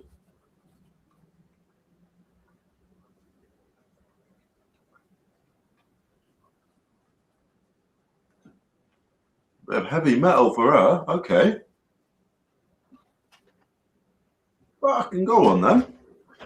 Turn me up for it. I'm awake again. As I've told you, people, and you'll be seeing it from the clips Netflix has chose, this woman, as talented as she is, and she is, Golden Globes winner, national titles, all the rest of it. I think she's really going to struggle tonight against Alycia Baumgardner. I could be wrong. But padded records don't tell lies. So, oh no, sorry, they do. Padded records do tell lies. That's exactly what they do.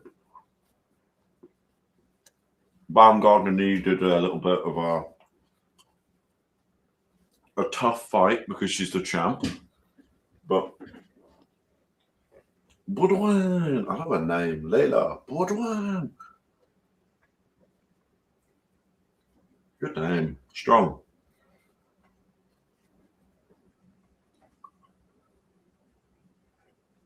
Kind of hoping we get more heavy metal. That was getting up for that.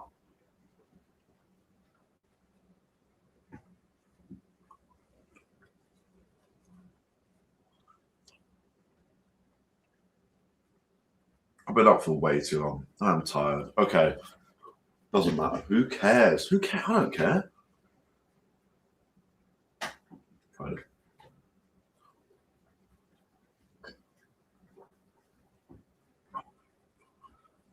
She lands at 41% for power punches. That's 1 knockout. 2 knockouts, sorry. And that was in a last fight at TKO. And I believe her second fight, I want to say. Let's just do a little bit of research check. Does Connor know what he's on about? Let's have a look. Her last fight and her third fight. Oh, might as well hang it up. What is the point? But, okay. So she's fought in Mexico before, but never. It's interesting. Okay, like I said before, her last what was I going to say? Leila Bodin, his last fight, Elham Makhaled, is a shared opponent with Alycia Baumgardner, someone that I believe Baumgardner could not knock out.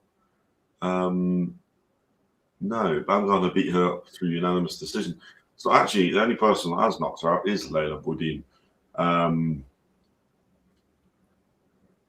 Elham Makhaled, by the way, a very good fighter, just almost a level below. So for Leila Bodin to beat her, she's joined the Chantal Cameron, Delphine Bassoon, and Alycia Baumgardner for getting those wins, which is very impressive. But and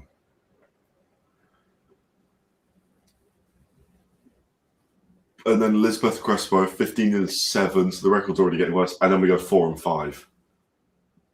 So you've got 2 good wins there.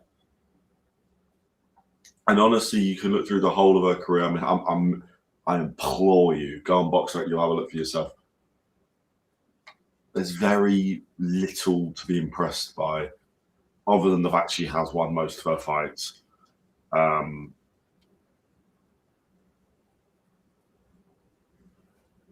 I'm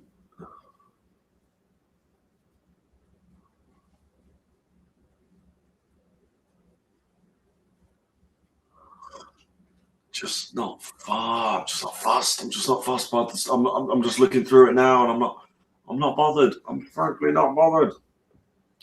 Look at my face. Look, I'm bothered. Not bothered.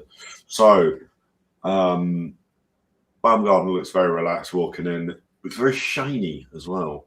Hopefully, there's no magpies in the arena. Fuck me, that was funny. Let's just do my little ego a bit of a. Nice. Just make myself feel better. It's all about PMA, people. Positive mental attitude. Right.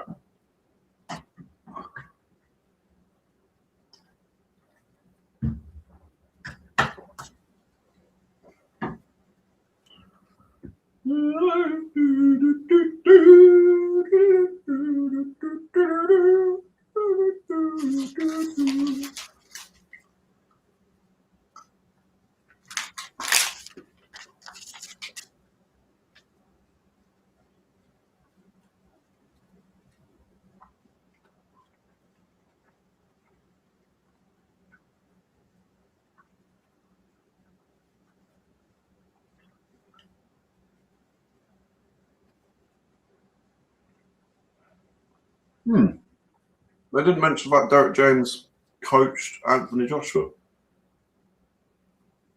It was brief, but he did it. This violinist is cold with it.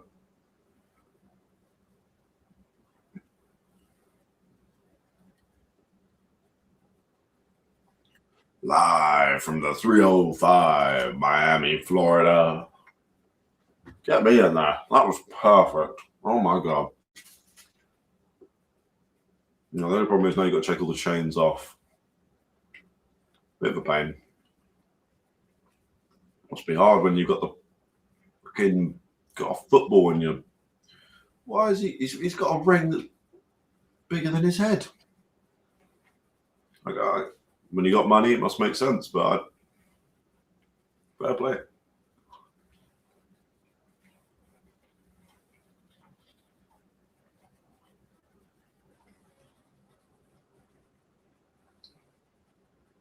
3 American judges? Okay. Oh, well.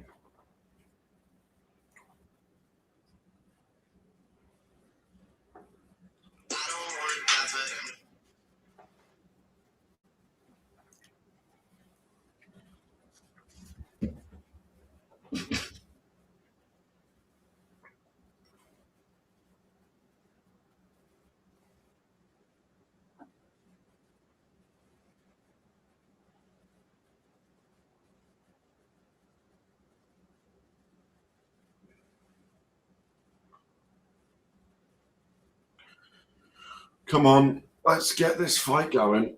We have 12 3-minute rounds. I do not need Leila Bodin. Her name is cool. Little French twang to it. Don't mind that. Quite. Bodin. I like saying that. Bodin. Bodin.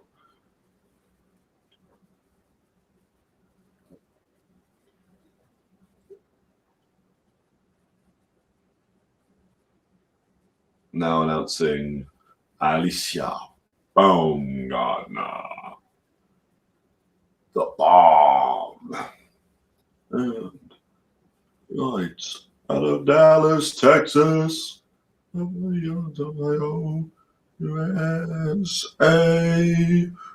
Gentlemen, yes, the government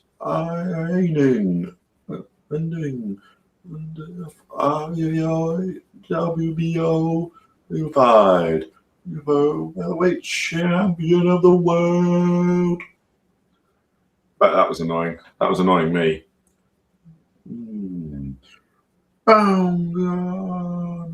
Okay, Mo's got the last bit better than me. I'll give him that. I'll give him that. Give me a bit of practice. I'll match him. But right now, he's got me.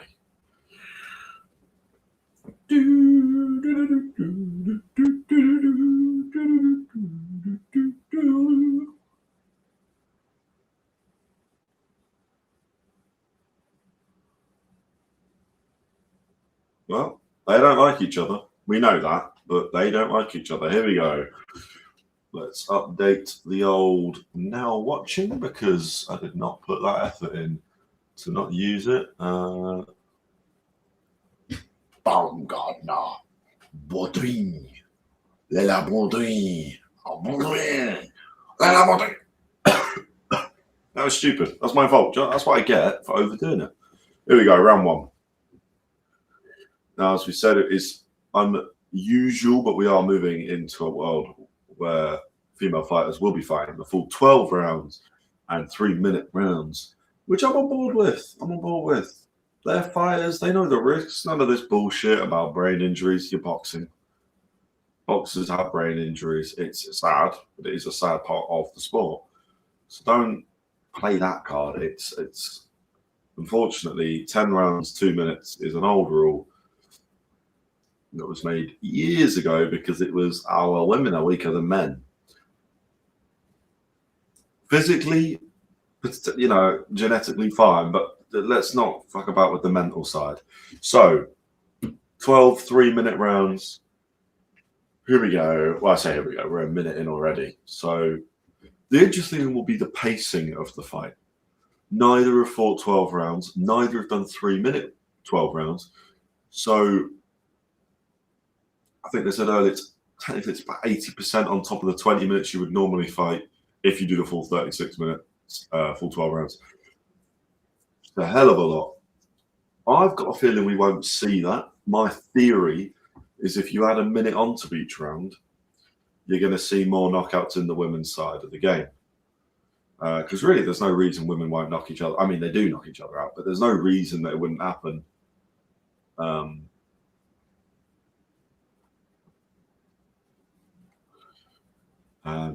Other than the fact they don't have as much time to do it.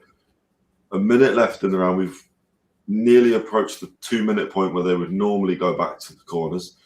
But no, they have a minute left to fight. Bumgardner fighting well so far.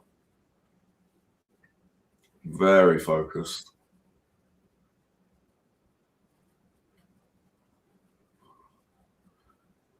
But Baumgardner feinting nice, good punch, good straight right. Sorry, straight down the middle. I mean, they're just trying to work each other out. Like I said, I do think it is probably about getting that pacing because this is unknown territory.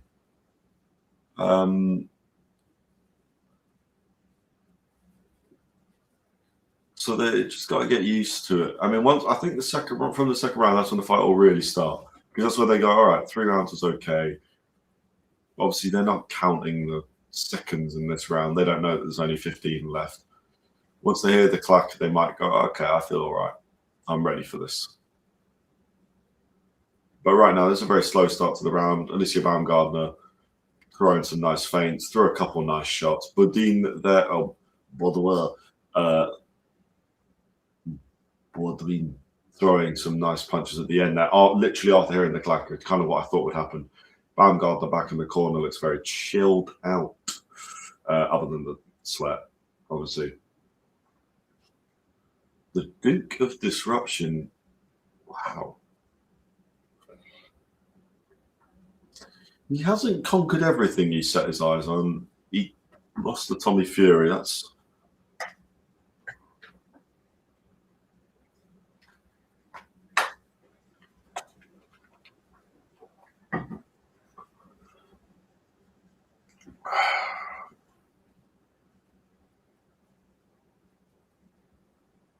that is sorry. The Netflix graphic for their equivalent of what we've got for the now watching that I've done.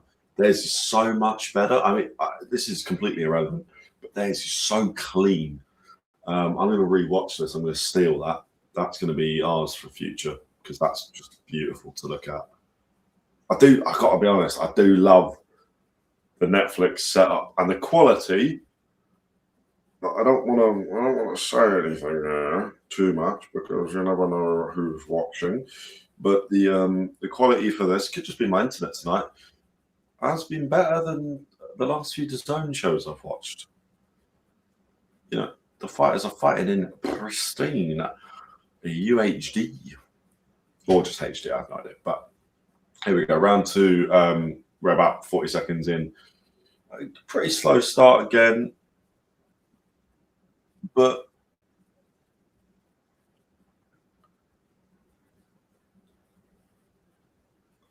Alycia needs to get behind the jab a bit more. Does it as I say it. God, I'm a guru. MMA guru, step aside. We've got the boxing guru. No, but she's actually genuinely thrown about 5 jabs since I've said that. But she does need to get behind the jab. Commentary literally did just say she needs to be a bit more active. I don't know if she needs to be more active overall. Bodin is throwing more, but if they're not hitting, they're not doing anything. So I'm not too fussed by that. But she does just want to keep her away. Bodin did get a knockout in the last fight. She's got a little bit of in her head, she'll be thinking, I knocked out someone that you couldn't. So there's definitely a confidence there that she can beat Alycia. I think Alicia's fighting fine.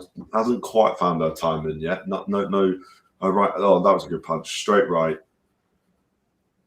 First one just moved that right hand off of the chin of Bodin. The right hand then comes through onto the face, quite flush down the middle. That was nice.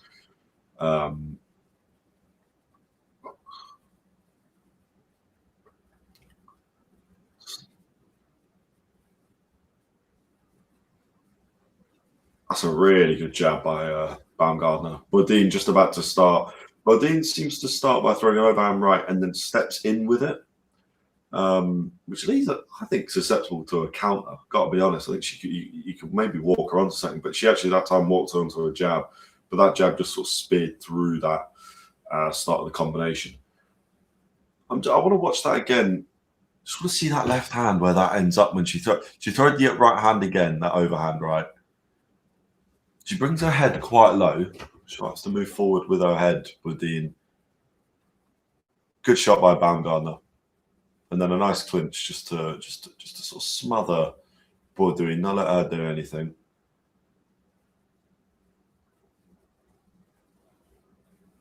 Bodin's not going to throw it again in this round. 10-second clacker has gone anyway. So, okay, we'll we'll watch out for that because that's kind of that is interesting. If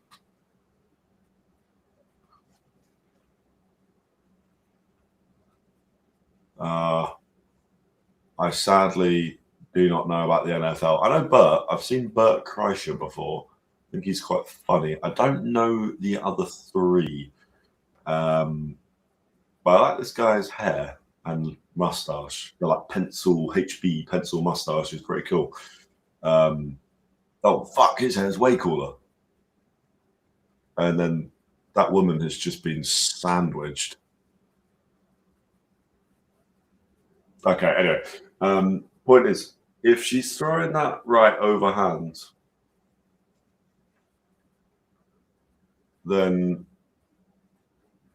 that left hand's dropping, then Alycia can walk around. So even not dropping, if Alycia can come under and then go with the left, but that's a little riskier because then that left, if her left hand is there, then she can open up a left hook. So chestnut on checkers. Let's not be stupid. Maybe it's not worth it. Anyway, we're in round 3, Baumgardner, Bodin, and they're still interviewing. I don't like that. Just stop the interview. DAZN would have cut you off. I like DAZN for that. They just cut you off.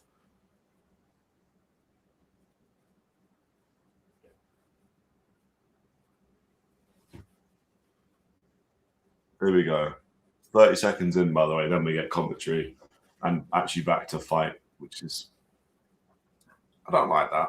Not for the co-main event. Good shot by Baumgardner.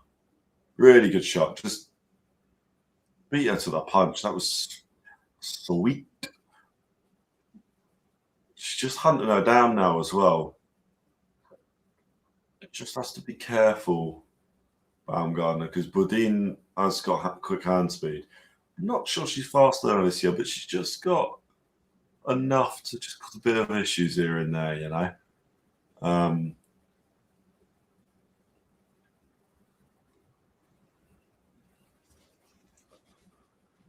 Beaudoin. I can't say her name right. I'm sorry.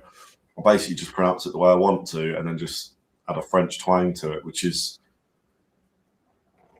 not really the way to do it. But Beaudoin, real good. I'm gonna get that locked in.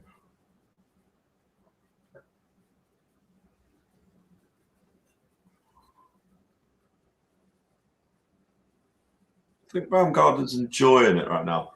But again, like I said before, Baumgardner hasn't got the timing yet. She doesn't quite. She's got the distance for that right hand, but the left hand's still not quite finding it. Even her jabs are sharp, but they're not quite landing. They're not quite thudding jabs. The one that throws with power are not quite. The ones where she's just tapping her, letting her know she's still there, letting her know, moving her back. Nice right hand went in there, and again the jab did go in there afterwards. That was nice. Good attempt for a body shot there, and then realised it was a bit fucked up. Smothered. It was nice. See again that left hook. It moved. Beaudoin. Oh fuck! There's just no point. Let Beaudoin. There you go. If commentary say it, I can get it. Moved Beaudoin, but didn't land clean. Good shot by Bumgardner.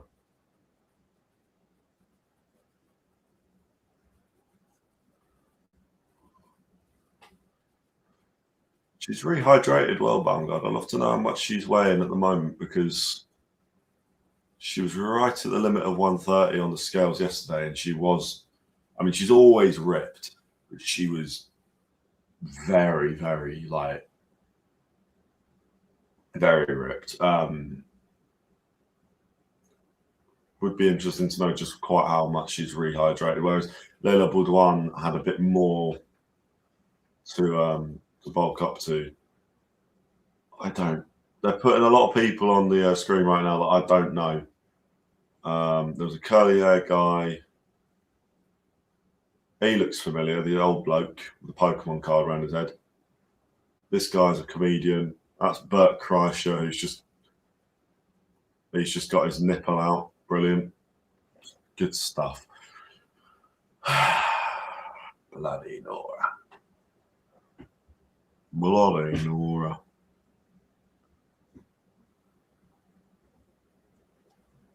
Right, here we go.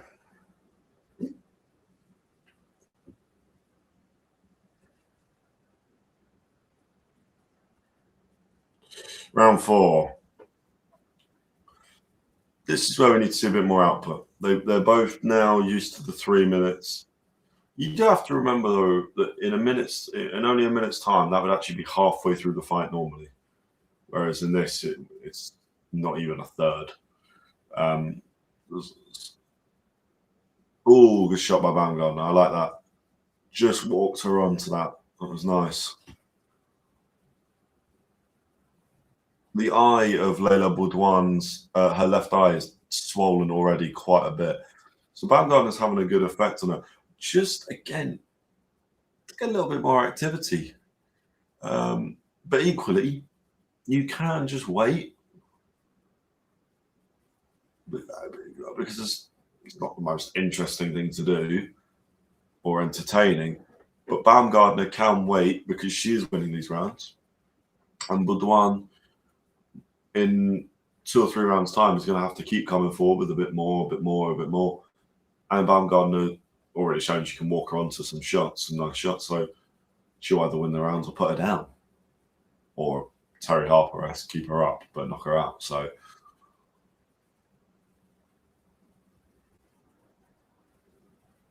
it's nice work from Baumgardner. We're halfway through, but we just need a bit more output from both. Let's not have a boring fight at 3:10 in the morning, eh? Nice shot by Baumgardner. But then she misses and pauses. Pushes Beaudoin down. Referee gives her a little bit of a warning. Not like nothing, no points, nothing like that. It would take a lot more than that. Quite clearly accidental. Eddie Hearn is ringside, watching on as former fighter Alycia Baumgardner fights under new promoter Jake Paul, Nikisa, and MVP. This is good from Baumgardner. It's just, and I think if it was 9 p.m. in the UK, I'd be watching this and going, yeah, all right, don't mind this. Because it's 3 in the morning, I'm struggling a little. But we'll watch. Leila Beaudoin is currently lost. I don't think she knows how to get in or how to land at the moment. Everything's getting blocked. Baumgardner is just able to move back each time. The jab of Baumgardner is still out though. She's stepping back well, so she's not getting hit very well. Not quite hitting well though. Derek James just said step towards her a bit more. Oh my God, I am the GOAT. Anyway, no, I'm kidding. Right. But it's true. It is actually what she needs to do. She's just a little bit out of range. I mean, don't get me wrong. It means that Leila Beaudoin can't do anything. Leila Beaudoin's getting frustrated and therefore throwing more and losing the rounds because it looks much better for Baumgardner, who still occasionally lands, than Beaudoin, who just cannot. But yeah,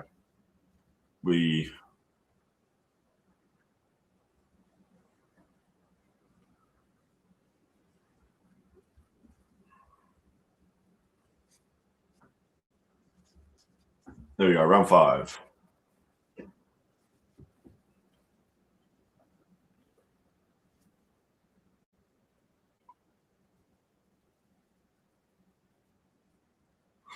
Right.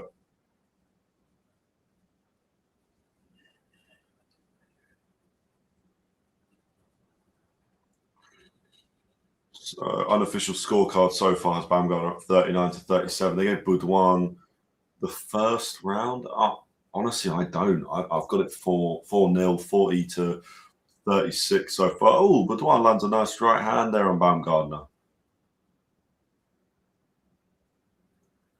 That was good by Beaudoin. Baumgardner responded well. I don't think it hurt her, but Beaudoin's left eye is already getting more like, I said it was swollen in the last round, but it's coming more and more visible now.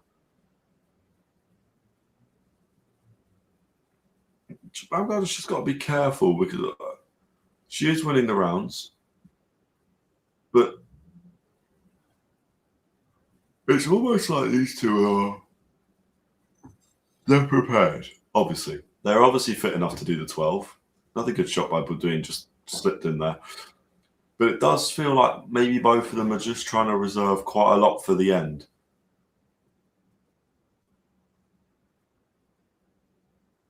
These body shots are really hurting Beaudoin in the clinch. Referee's told him to fight out of it, which is fair enough. But that left side, the left side of the body of Beaudoin definitely started hurting there.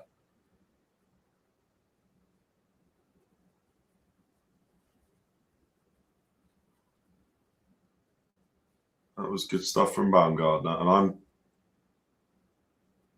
every time when they're in that clinch that Baumgardner just hits that left side of Beaudoin, it's just a little bit of a. Like, I'm not saying she's hurt to the point where she's going to drop at any moment, but it just, to me, feels like there's definitely that is a weak spot at the moment. But Beaudoin's definitely getting annoyed.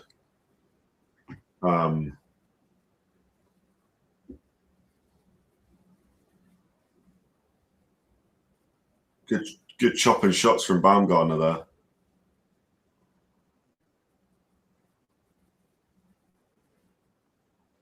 Beaudoin is almost done already.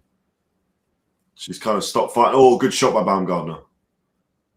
Baumgardner's left hook, the left hand of Baumgardner now does seem to finally be in range. Took a little while, but that's all right. Beaudoin was stepping in, stepping out kind of quick, so it makes sense.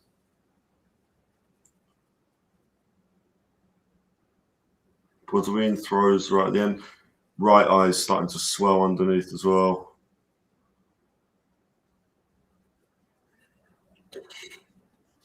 I think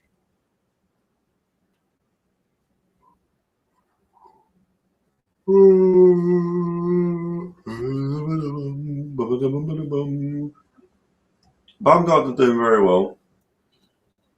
As I said, and I could be wrong. I could be wrong.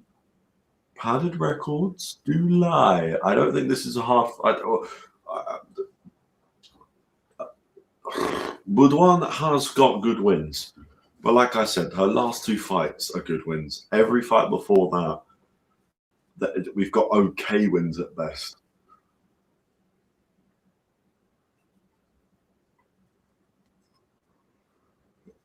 It doesn't work. Beaudoin's trainers just told her that she's going to win this fight.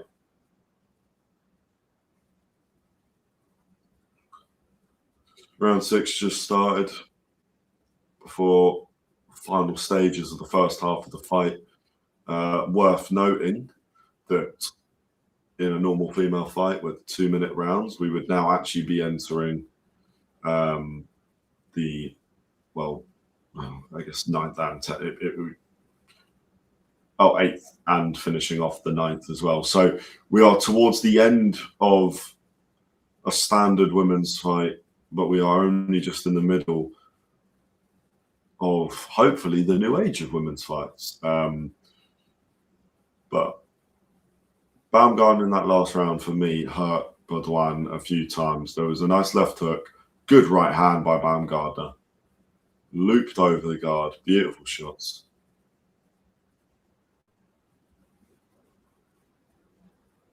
Alycia, very smart boxing. They get in a clinch. She's the one not in a position. Beaudoin's ready to throw in the clinch. So Alycia just rotates a bit to the point where the ref has to stop it because it's now unsafe for them to fight their way out of it. That's just smart boxing. And it's natural as well. Good shot by Beaudoin, just went in there. I think the body of Beaudoin to the left-hand side is hurt. I'd like to see a shot go in.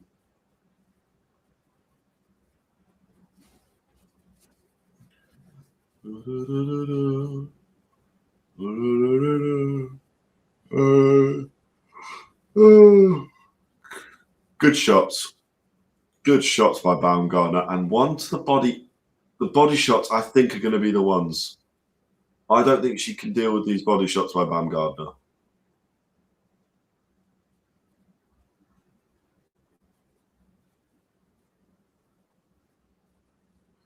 This is good stuff from Alycia Baumgardner. And a round that she was potentially losing the first. Oh, good stuff by Bernardo. Bernardo? That's not a name. Beaudoin. I keep saying Beaudoin. Oh my god. But oui, Beaudoin. Beaudoin. So that.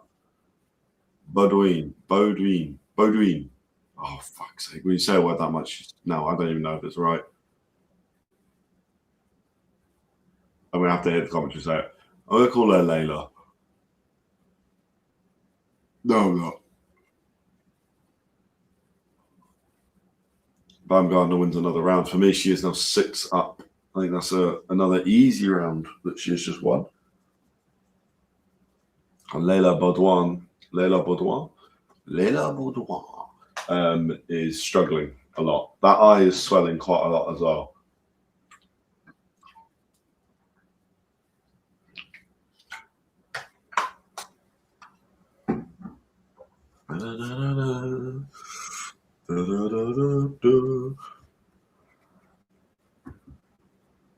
AJ warming up.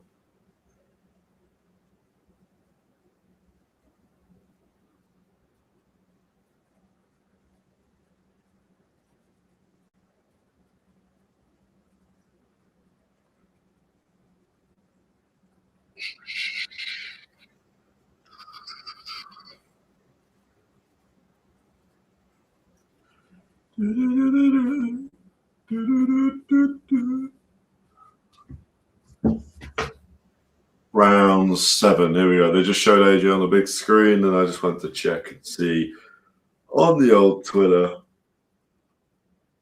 You never know. And with these kind of events, I am almost expecting to just find out at the last minute the fight doesn't go ahead. But so far, not the case, which is good.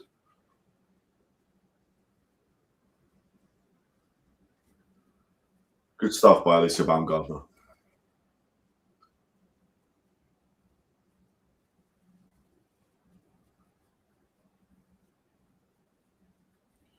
Leila Beaudoin has just got no chance at this fight tempo.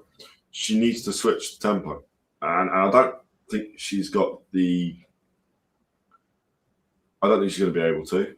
But she needs to control this fight.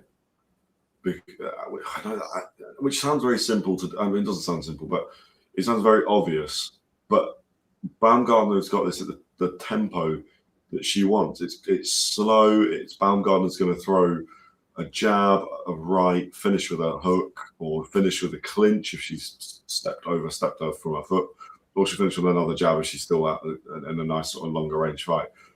So it's very easy for Baumgardner. Beaudoin is trying more in this round to just close that distance, stepping in. But every time she does, something's meeting her. That's a nice shot by Baumgardner. Again, just these shots are almost like cat paws just punching. I mean, that's not the best example because of who we're watching. But what I mean, in that sort of swiping manner, that's the sort that Baumgardner's landing most because it's just going behind the guard. Almost looping, but horizontal looping. Must be a better term for that. It's like a straight hook. Yeah, that's the term. The clinching by Baumgardner, although this is not the best fight I've ever seen by a long shot, is very, very smart. Nice. Baumgardner just landing on the ear of Beaudoin. I really think Baumgardner should go back to trying to nail the body. She's just headhunted a little bit in the last sort of 2 rounds. But I think dig into the left-hand side of Beaudoin's body, and I think you'll find some gold. Hopefully not liquid gold because, well, I guess that'd just be a bit high up. And also, the ring has to get used again. Good shots by Baumgardner, and she puts her down. Beaudoin's been down, but the bell went. She's gonna get saved by the bell here. She looks mentally done.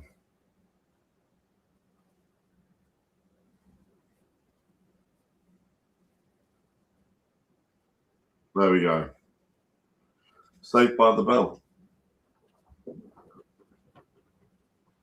She's really struggling. Beaudoin's really struggling.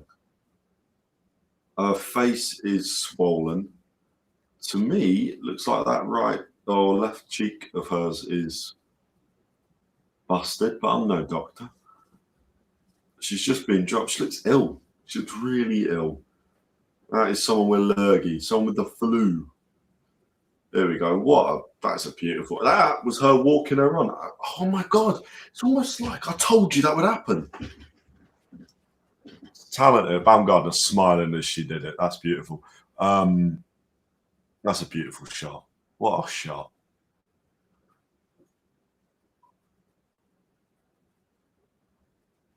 Leila Beaudoin just looks done. I'm sorry, but pull her out. What's the point? You're going to go send her back out there to what changed it? This okay.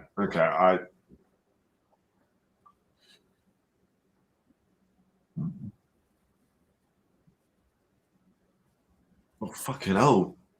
Netflix just dropping a bit of dark lore about Beaudoin. I can't help but feel sorry for her now. I mean, shit.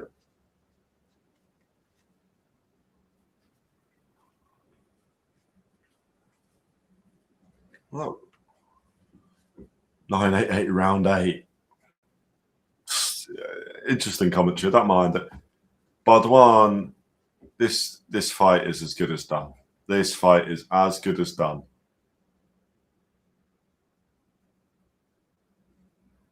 Referee not happy with Beaudoin. She's getting a little dirty.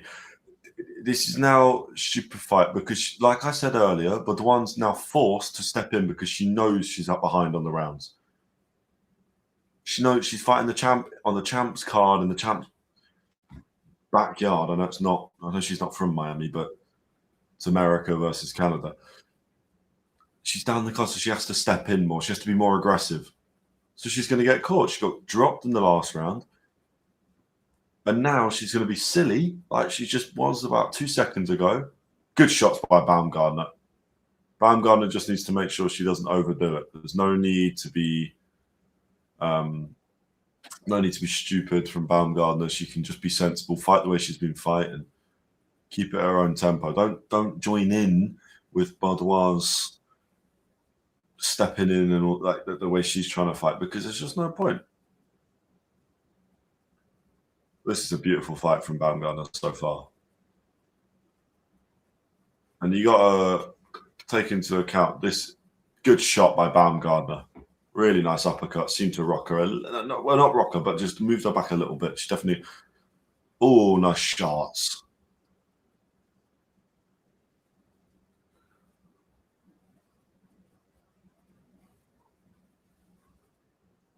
Beaudoin can't. So the thing is now, Beaudoin doesn't want to step in because when she steps in, either she gets clinched or countered, like at the end of round 7. And she can't keep it at range because that's where Baumgardner's just going to pick her apart. So Beaudoin needs to sort something out.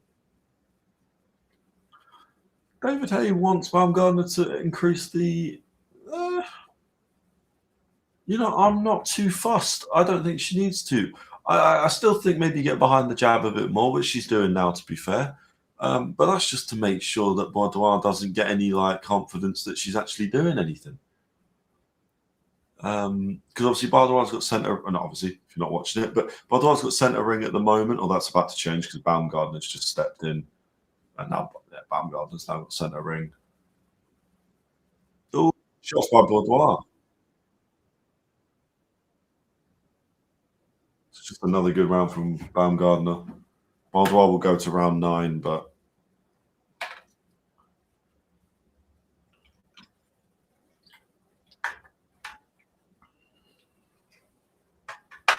bloke's doing 101 stories with no rope. There is a point. Can they film that live? The only thing you have to worry about is not falling off skyscraper live.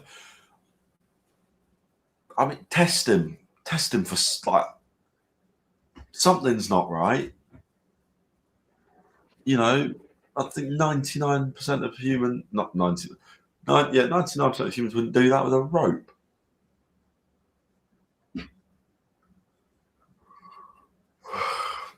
Fucking nut jobs, right? Anyway.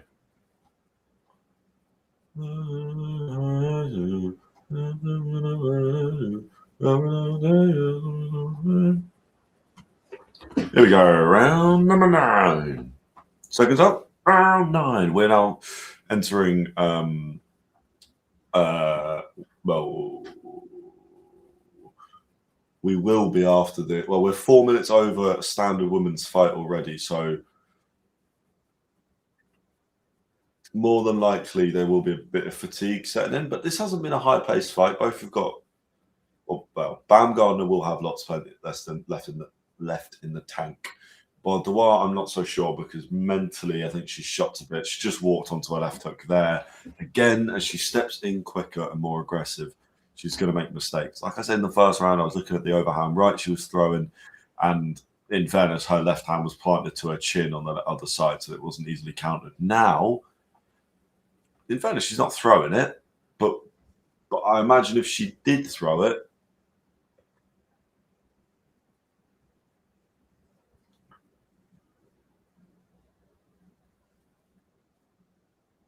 Leila Ali.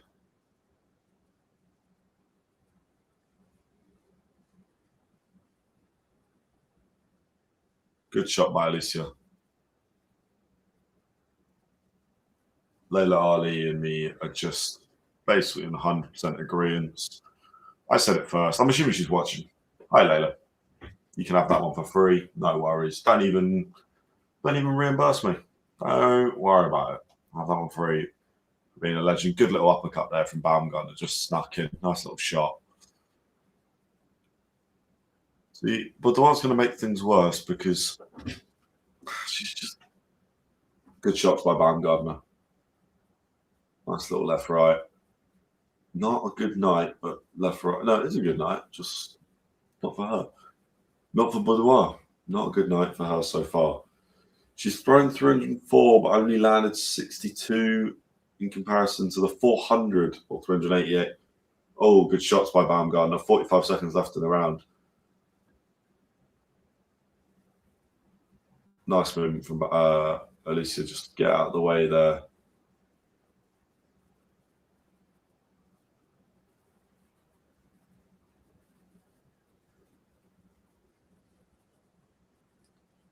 It's not a bad round. The last 2 rounds from Beaudoin haven't been too bad. Still losing them. Still losing the round. I mean, I think for me, she's 9 rounds down, assuming the last 10 seconds of this carrying on the way it's been going. So for me, she needs to knock her out. She needs to knock Alycia Baumgardner out. But she's fighting better.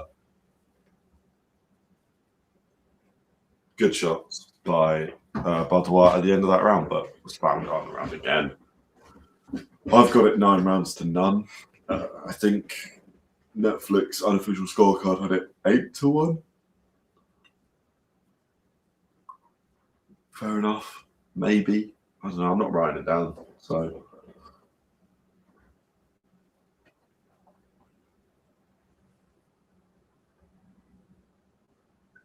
The swelling's actually gone down slightly on the face of Beaudoin. That's good. Maybe just keeps her sight for a little bit longer. We're going into round 10. She doesn't look very happy.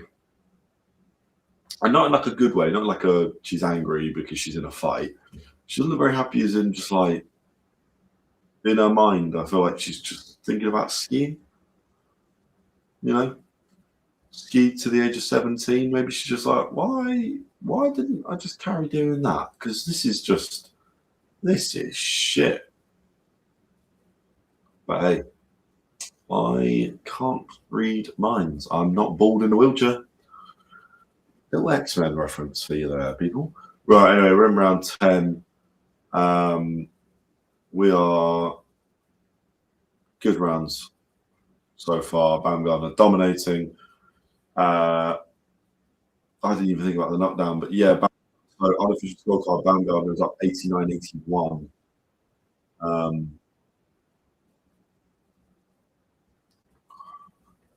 So I would actually have it 89-80 because of that knockdown. So,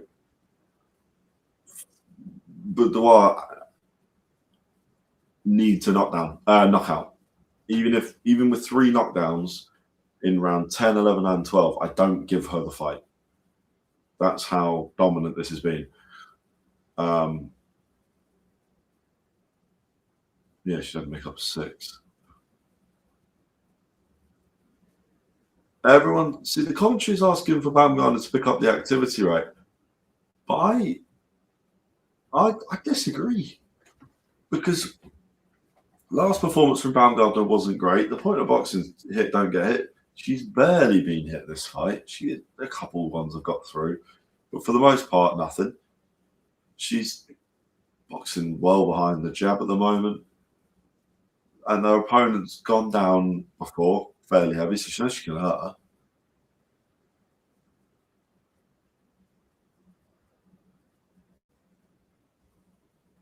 One minute 10 left in the round. Baumgardner again, just very comfortable. I do just think as Beaudoin gets more and more desperate, we're just going to see her walk onto something. I don't know if Baumgardner will knock her out, but I do expect one more big punch to land, and we'll see what happens when it does. Good stuff by Beaudoin there to the body. Oh, nice shots by Baumgardner. Really nice shots by Baumgardner. And Beaudoin looks just a little hurt, just backing off slightly. I mean, she was actually square on there. That landed. As small of a punch as it would have been, that would have been a long night. Well, it is a long night for Beaudoin. And a long week, I imagine. She's probably going to go back to Canada, which... Florida to Canada, that's a pain in the arse. I mean, it's a flight, but it's a flight that she can't even watch movies because her eyes are going to be swollen. Well, that sucks. Anyway, but what does need to be careful, the way she's clinching, she has already been warned by the referee. She doesn't want to get a point deducted as well and have another 10-8 round. And yeah, it's just not needed. Baumgardner looks very relaxed, very ready for round 11. Seconds up. Round 11. Doesn't sound right. Seconds up. Round 10.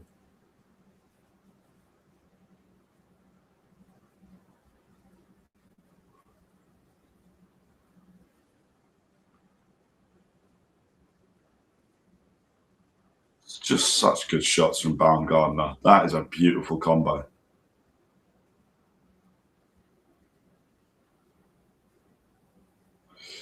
This is good stuff from Baumgardner. Yeah, I mean, you really can't complain. Championship rounds, round 11.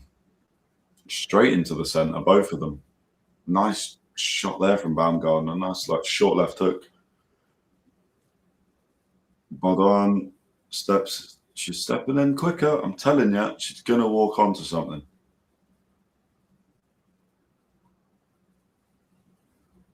That's how we won't go to points, is Beaudoin will get more aggressive and start throwing into dead space and just trying to hit something big. And Baumgardner will break her if that happens.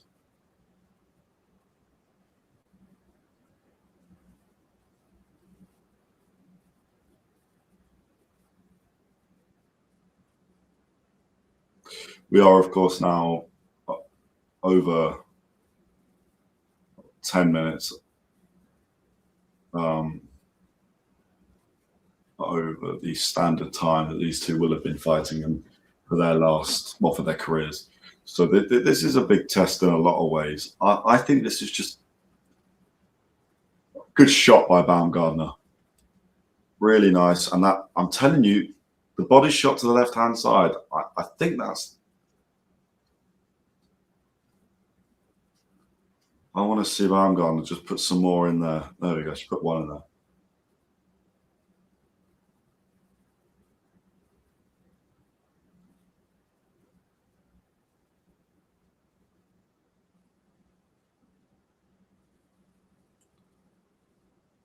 Beaudoin, I'm really just trying to get the clinch here.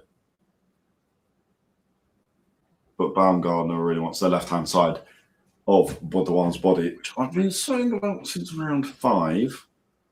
Obviously, I'll let her off. She can't hear me, and I'm not a coach. Good shot again to the left-hand side of the body. Ooh, a nice shot from Beaudoin just went through there. Oh, and another one. Is Baumgardner hurt? Baumgardner just needs to get under the... Oh, my God. Oh, my God. Baumgardner's getting hit. No way. 30 seconds left in the round.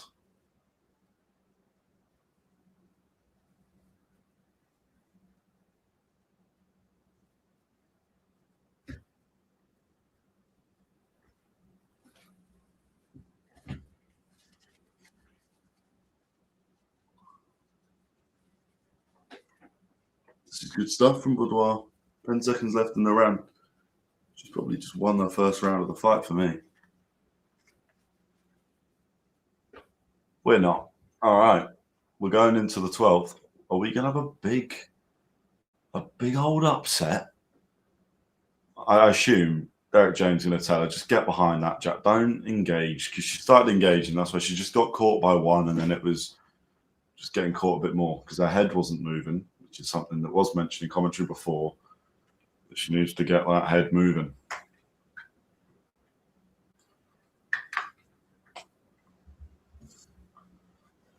I'm mountain from barking. 7 a.m. in the morning, I'm calling.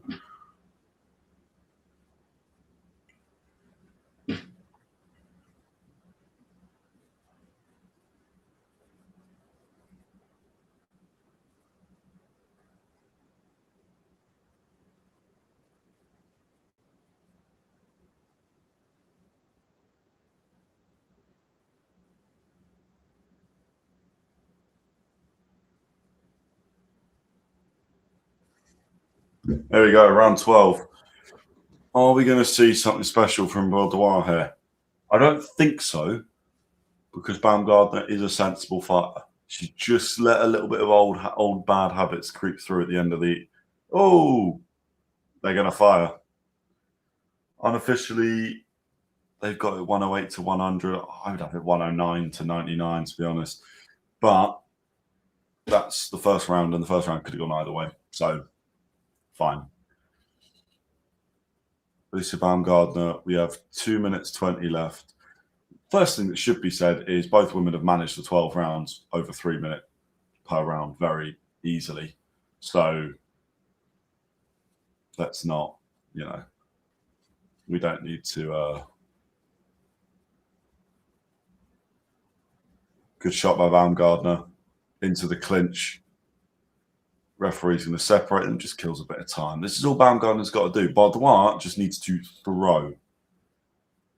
The two of them have got to do polar opposites here. Baumgardner's got to move around the ring, just throw from the outside and keep her on the outside, keep Beaudoin away. Whereas Beaudoin needs to get this to an infight and get Baumgardner to try and engage without taking punishment herself, because nice stuff from Baumgardner.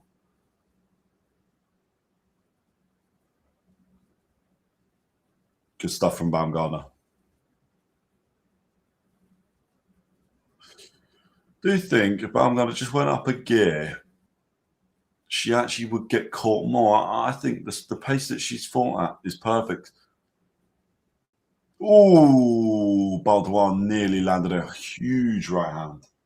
That would have been interesting. A minute left in the round.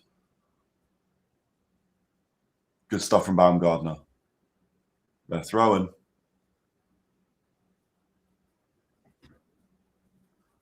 Beaudoin still throwing heavy. Good stuff from Baumgardner. He gets out of the way after a nice little 1-2, one to the head, one to the body with the left. Oh, good shots by Beaudoin.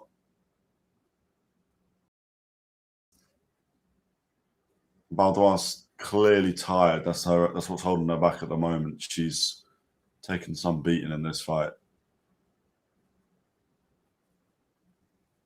Good stuff from Baumgardner. Just gets her off, hits her as well. Commentary asking where this was from Beaudoin earlier. I think the problem is as much as she's doing a lot, she's fighting with heart at the moment. I don't think this is. It's obviously not sustainable. And like I said before, good stuff from Bumgardner. Very, very good fight. Well done, Bodin, for getting through the 12 rounds. Well done, Baumgardner, because she has won that very comfortably. One minor issue in round 11, but really not actually hurt, really. Right. Whilst they do this, I'm going to go to the toilet because I want to and need to. And then we will come back for Anthony Joshua versus Jake Paul. Can't believe I'm even saying that.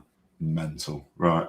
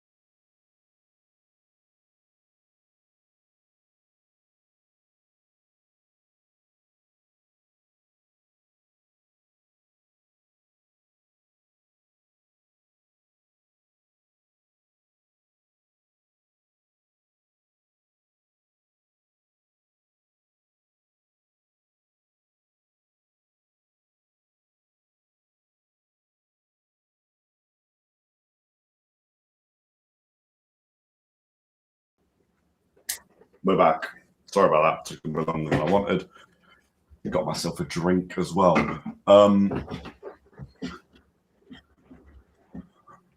Alycia won, obviously. Just to clarify, why am I out of focus? We're back. Alycia won. Unanimous decision. Easy. It was easy, but Beaudoin did well. Just Alicia's a level up.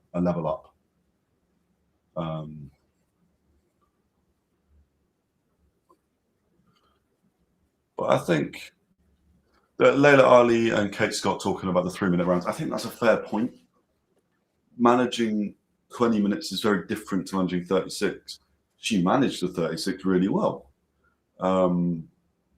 Got a knockdown, won by unanimous decision, can't complain. But ultimately, through doing it more, she will get better. She'll know how far she can push it. She's not going to go out there and, you know, why would she? Why would she push it so hard in the, say, first 6 and then be in the first 7, sorry, and then be in the unknown for the 8 to 12?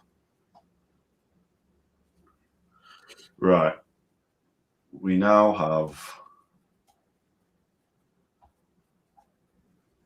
AJ versus Jake Paul coming up next. This is always fun when the fighters, well, Alicia's doing it at the moment, but when fighters talk to the camera, but there's no microphone, so we don't know what she's saying. But that's all right. That's all right. That's all right. We hate Tottenham. We hate Tottenham. I'm ready. I'm so ready.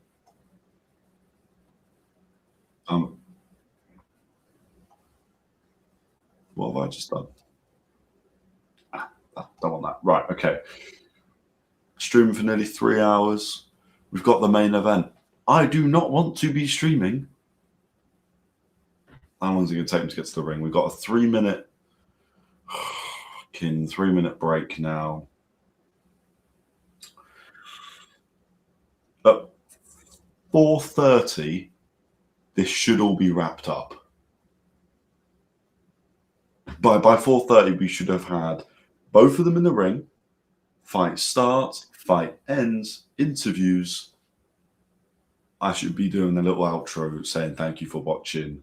I'm going to go to sleep now because I'm shattered. See you tomorrow for Craig David. Craig David?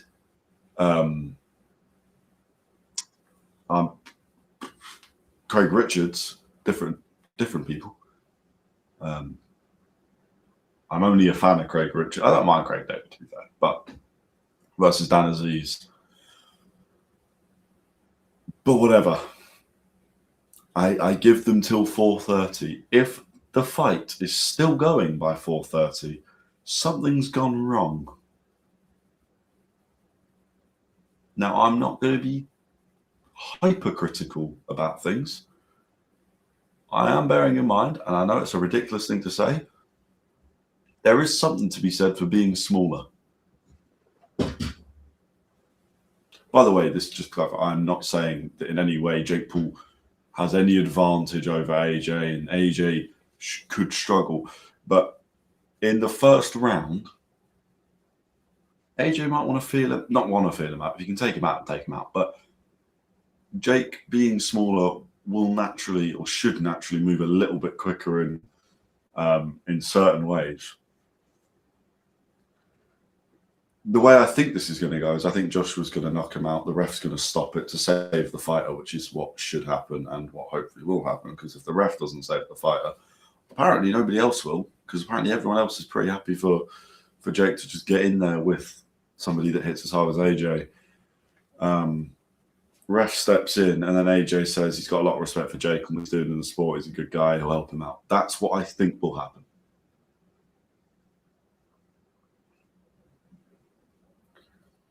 We are back 2-1. Boom. Again, Miami skyline. It is beautiful, that.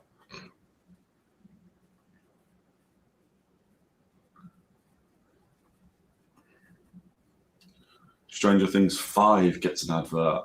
I don't care. Dave Chappelle. Sure. I like Dave Chappelle. He's funny.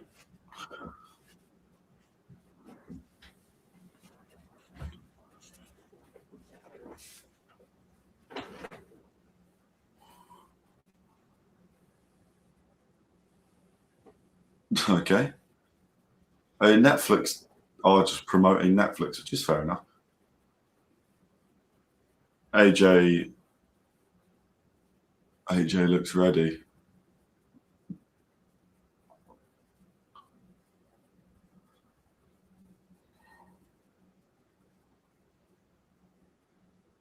Jake keeps on beating opponents he wasn't supposed to. That's not true. Can we just not do this? I mean, why? Why are you always lying? I'd say why. We know why. Confidence. Every successful athlete has it. Every successful boxer needs it. This kind of voice is brilliant for boxing, but it's almost annoying. That kind of nasally confidence. Every successful athlete has it. Every successful boxer needs it. Confidence.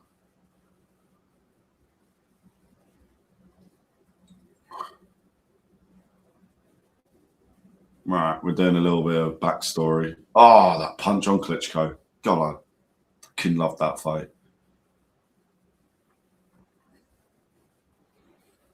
See, when you see what AJ's done and you know the context behind it, you know who he's doing it to in these clips.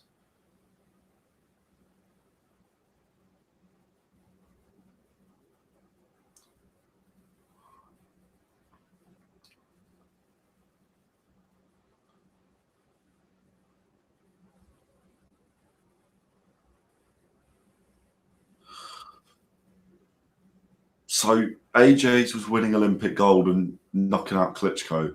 Jake Paul's was getting 10 mil subs and driving a jet ski with his legs up. And then it's knocking out Nate Diaz and Tyron Woodley. Or not, he didn't knock out Nate Diaz, did he? I don't know. I don't care. No, do you know what? I do care because I'm watching his fight. We should have research, guys. No slacking.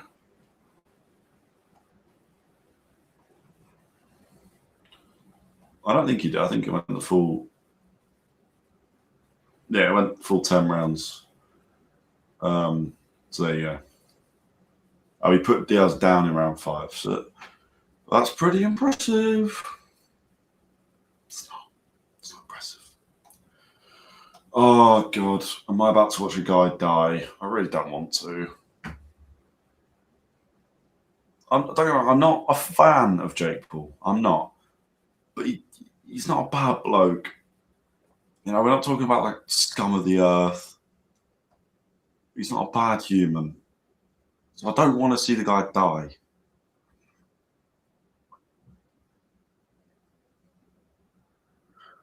If anyone's going to kill him, it will be AJ. Okay.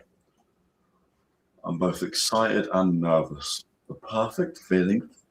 But you know, you got Lennox Lewis, Andre Ward, Leila Ali, and Kate Scott.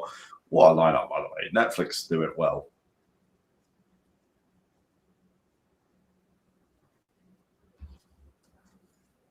Yes, we do.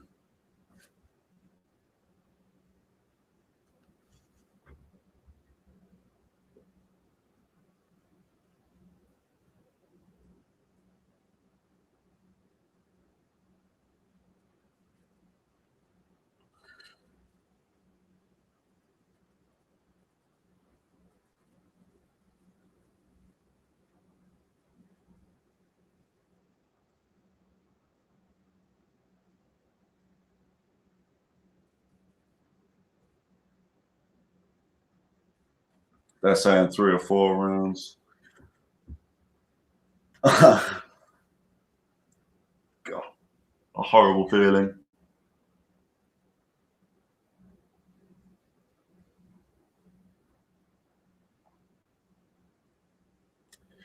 The punch resistance of AJ is incredible point that people make, because he's been up by Andy Ruiz, who hit him on the top of the head, temple, so his equilibrium was gone.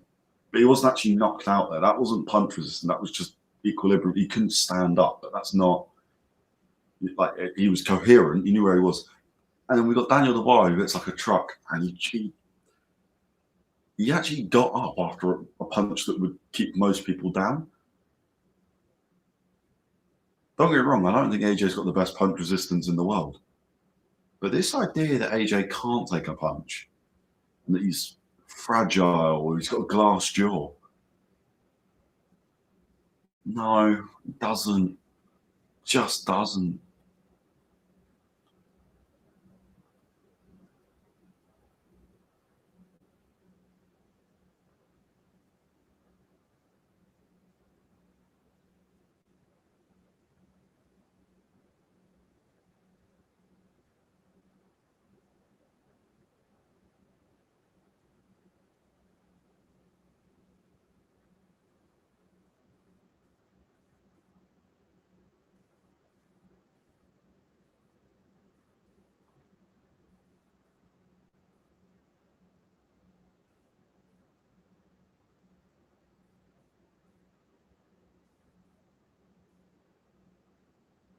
I have genuine nerves for Jake Paul. And for AJ. Big fan of AJ. I don't want him to. I've got nerves for the fact that I don't know how, but somehow a miracle happens and AJ doesn't win, and then it's fuck. But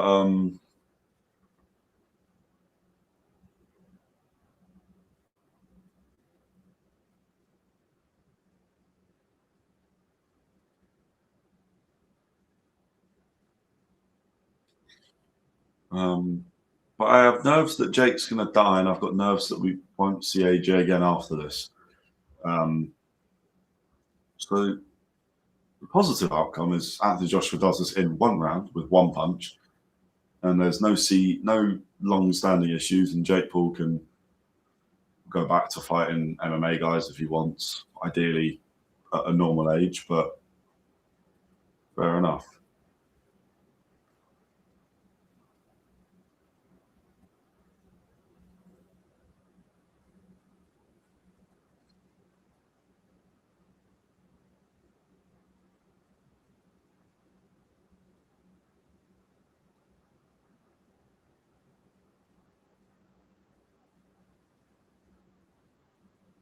Andre Ward has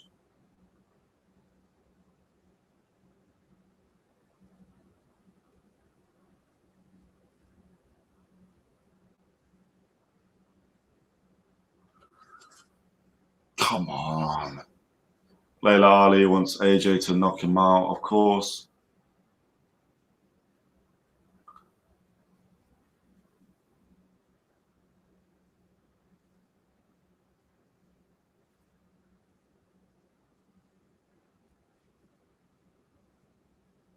So everyone wants it early. I want it early. Anything past 3, and I'm a bit like, AJ? Oh, Rory McIlroy is there. Sports Personality of the Year. God, I love Rory. Go on, Rory. What does he want? What does he want? They're not going to call him Sports Personality of the Year? All right, I will. Don't worry, Rory. I got you. Rory loves his boxing, though.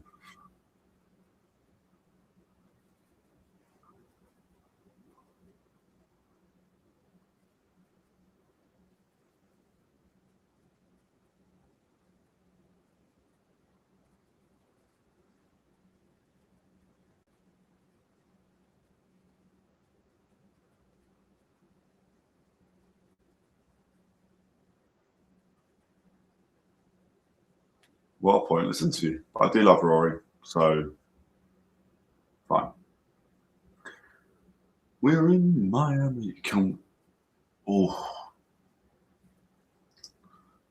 I'm gonna shit myself today because I ate a chili What have I become? Singing on stream about my bowels. Anyway.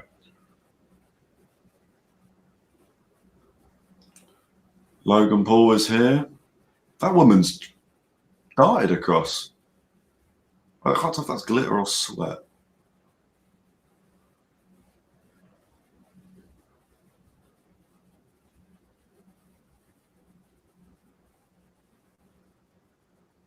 Wow. I don't mind Logan Paul. He came across as a dick in that. Let's do the final votes. Let's do that. Final votes. We got AJ knockout 82%. AJ points 9%.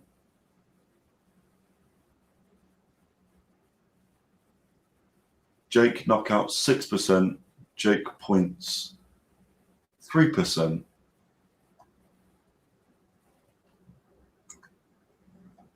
Okay. So basically 91% AJ wins, 82% AJ by knockout. And there is 9% that I'm just going to assume there's been some money handed over. I don't mind it. Here we go. Big Mo's in the ring. And we've got Kendrick in the back. Oh, mustard. Can't be too loud. 4 a.m.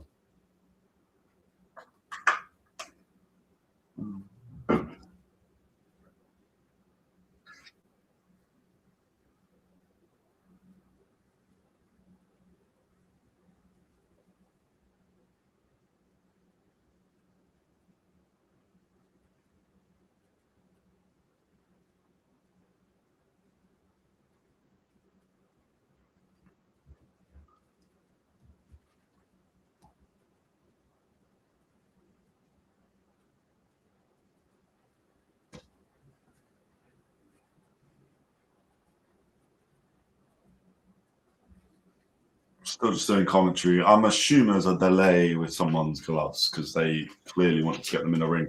We were told ring walks at 3:30 a.m. and it is 10 past 4 for us. So basically half an hour delay, 40-minute delay, and still no sign of them walking. They will be walking soon. Mo is in the ring. The ring girls are in the ring. So is some form of choreographer, producer, whatever. So I'm guessing we're T-minus 5 minutes. 5 minutes away. Jake's still keeping warm on with his coaches on the body bag. What's he doing on the bag? Bit of movement. Body shots. He's going to chop down the tree. Is that the plan?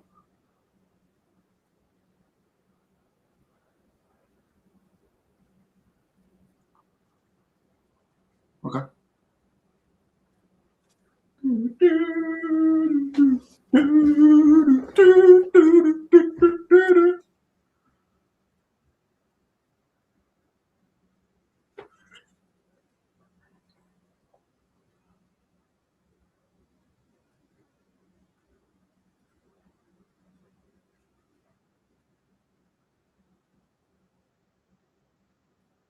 Right.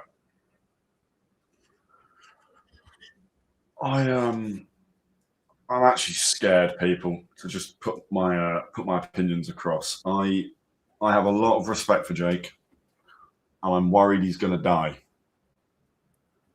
and I don't want to watch that. I also am an AJ fanboy. I try and be unbiased when we do the weekly show and all this, but like I am an AJ fanboy. If you didn't see it before, Anthony, like, do I have more in this bit? Not in this bit of my room. I actually got Carl Froch over here, so that's the unbiased. And Tyson Fury's over here as well. So there you go. But the point is, I've got on one hand the guy, the first fight I ever watched, AJ Dillian White. So we got one guy who, over a decade ago now, got me into boxing, and one guy that I'm not a Jake Paul fan. I don't really like the guy. He does my head in a little bit. But he is good for the sport in some ways, and he doesn't need to die. Luckily, the ref's in there. The ref will separate them. I'm hopefully, like I said, what I'm hoping for, AJ hits him once. Jake goes down legitimately. I don't want any no football diving bullshit. And then we just the ref waves it off because it's done.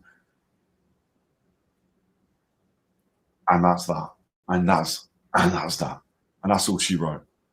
We get AJ doing a cool little speech after. We get I don't know, whatever.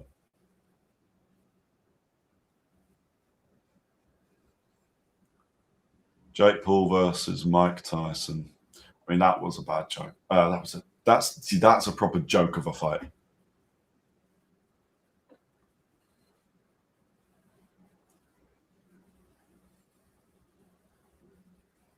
See, I worry with Jake. I can't tell. I can't tell if he's genuinely deluded, as in, is he deluded enough that he actually thinks beating Mike Tyson, beating the guys he's beat, means he's good enough. He will just beat AJ, and deluded enough to think that he's found the issues in AJ, and he will exploit. He's the guy that can exploit them. Or he's crazy enough to put himself in a ring with someone as powerful as Anthony Joshua. Put himself in there with someone as powerful as Anthony Joshua just to promote MVP, just for that money, just for that promotion to his brand, to the brand of MVP. Because look how many people, there were 100,000 people watching the YouTube prelims of Caroline Dubois, Cherneka Johnson. So is it a marketing genius at the potential cost of his life, where he's weighed it up and gone, well, the ref's not going to let me die. The chances of me dying are slim to none. Except they're not, but fine. Or is it like, I don't get it, because this is the worst AJ you could fight. Well, maybe 10 years ago when he was that fresh lion who just anything in his way, you will get hurt. But this AJ now is hunting. Anthony Joshua seems like an absolute gentleman outside the ring, but he is a fucking animal. So I can't tell which way Jake's crazy. I can't tell which way he's crazy. Hello. We made it Christmassy. Yeah, man. Oh, hold on. Your audio, I can't. Something's coming through, but it's not clear.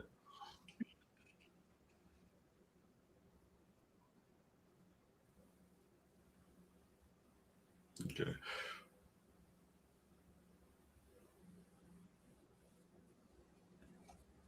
Oh, you've frozen now.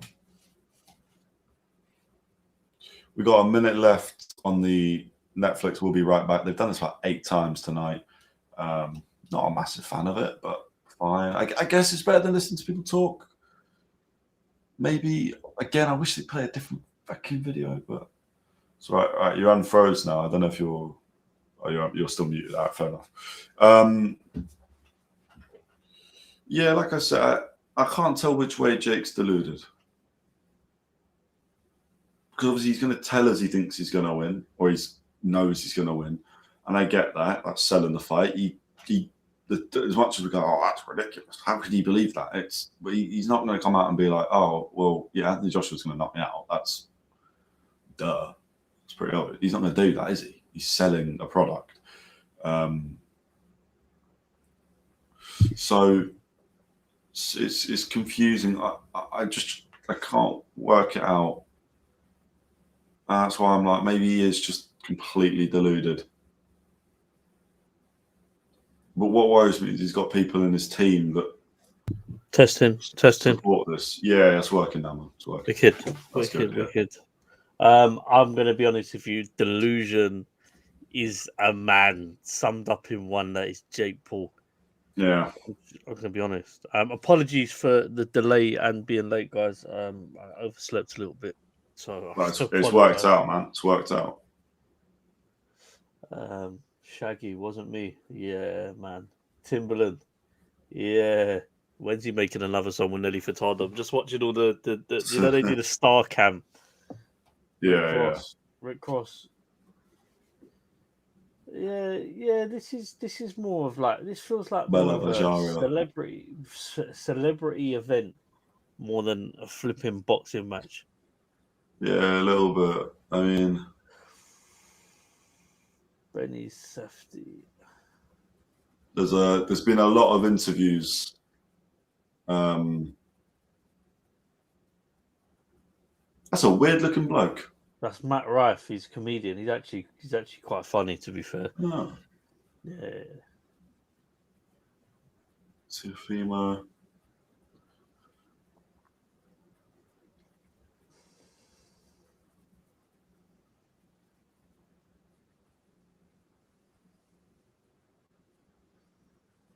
How are they all so casual? Like, how is Logan so casual? He must know. Rory McIlroy's there. Don't know why. Rory's a massive boxing fan. Yeah. This guy's got his nipples out many times. This Bert Kreischer guy, every single time it's gone to him, he's got his nipples out.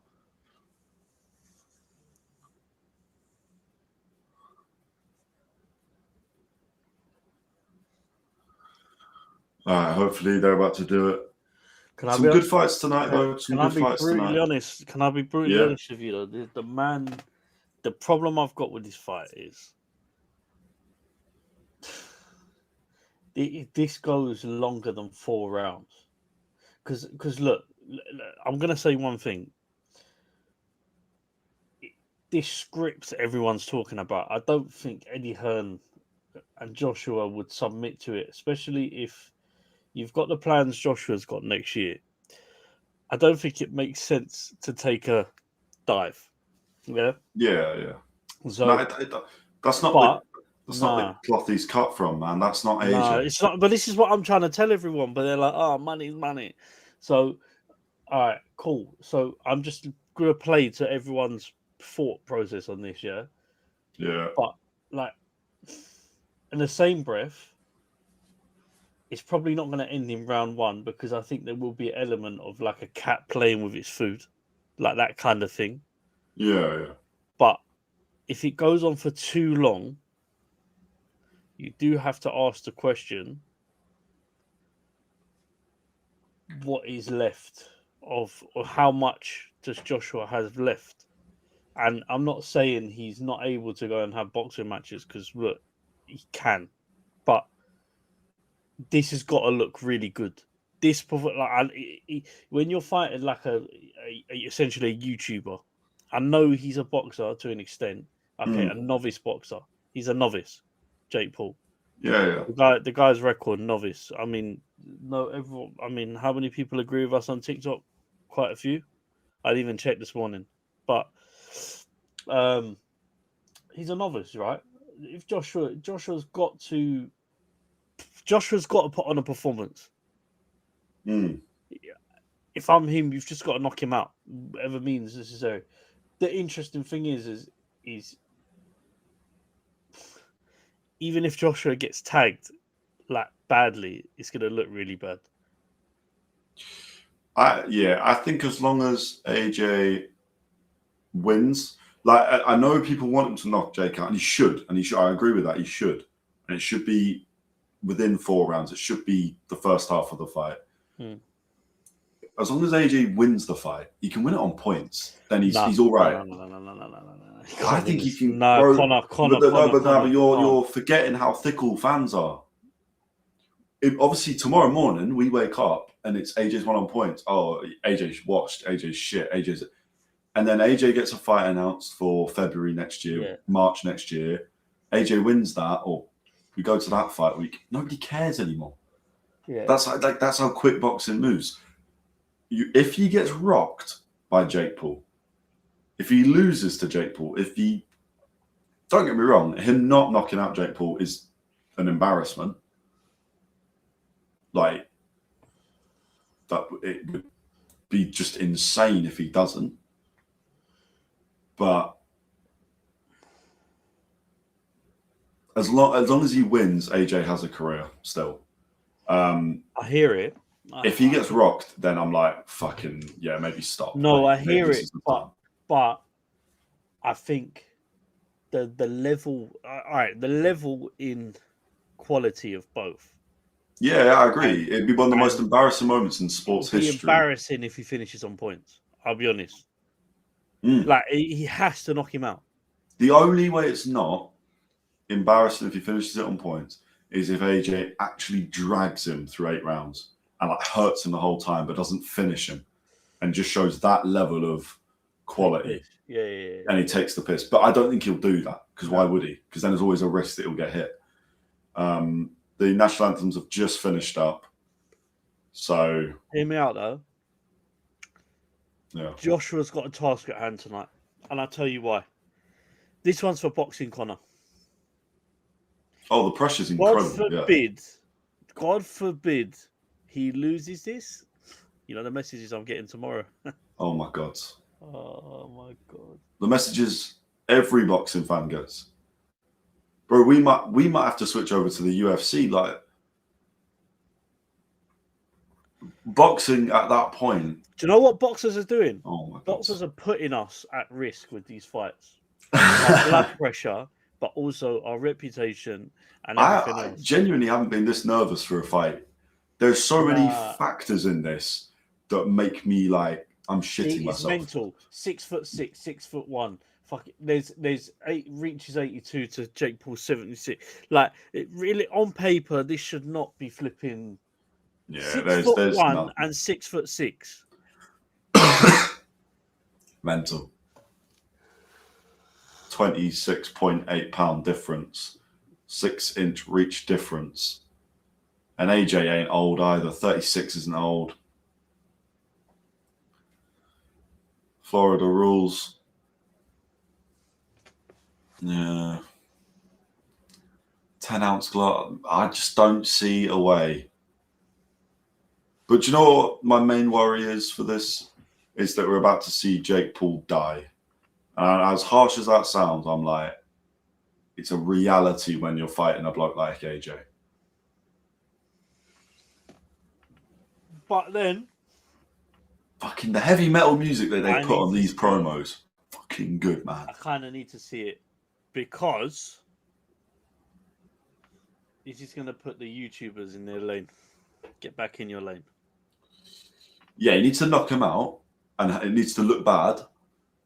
But Jake Paul needs to be standing at the end of this and be okay. Like, knocked out cold. But when they raise AJ's hand, I want Jake standing there alongside him.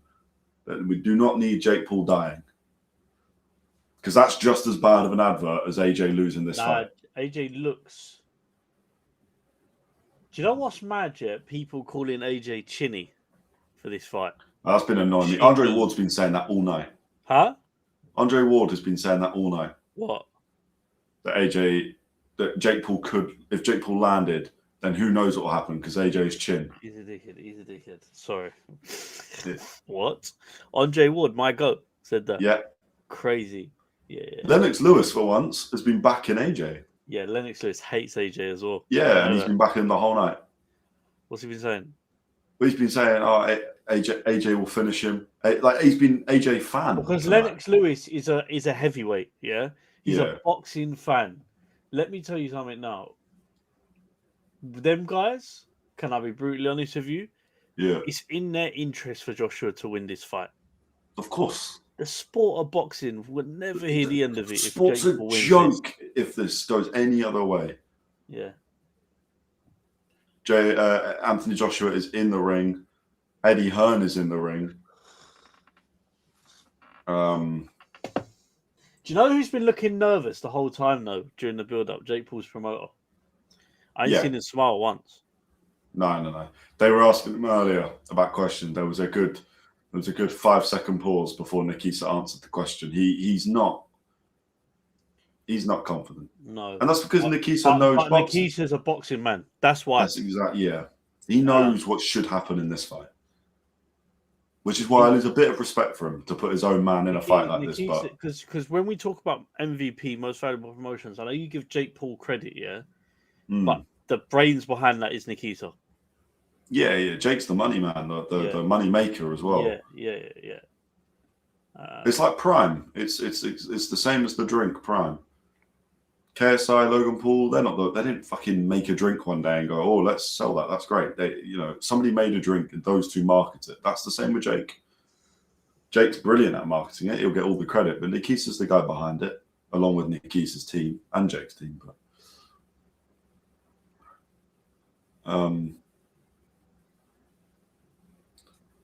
Jake Paul's about to make his way to the ring. Tyron Woodley knockout shown.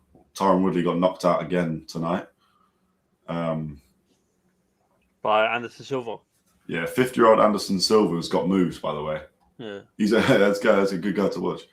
But what makes you mad is, what weight are we to Anderson Silva? What was that? They're cruiserweight.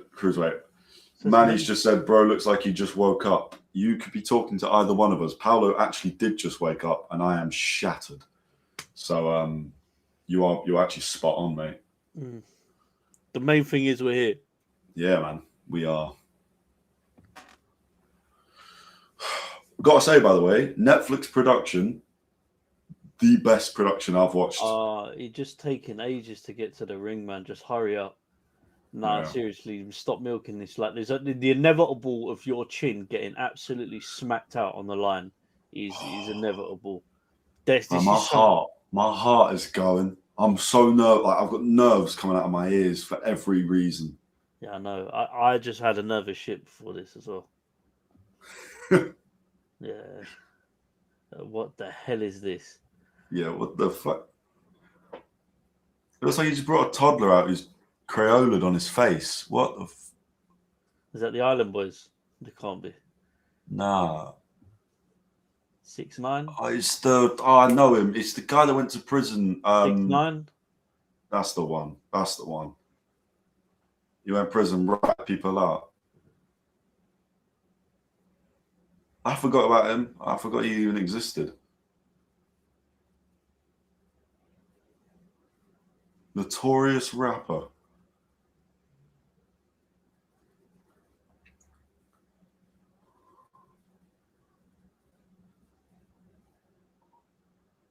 I feel like that doesn't go with the Hulk Mania outfit he's gone for, but fair play. Anyway, we are now watching Joshua Paul. Interesting thing about Jake Paul's coach, Gervonta Davis's old coach. Quite a respected professional boxing coach Jake Paul has in his corner, to be fair. He's very experienced. Experienced team. Yeah. So he's not got idiots in the corner. Do you get it? I will give him that. Yeah, but he's got people on a lot of money. That's my worry. We got U6 team in the corner, innit? So yeah, this fight we do.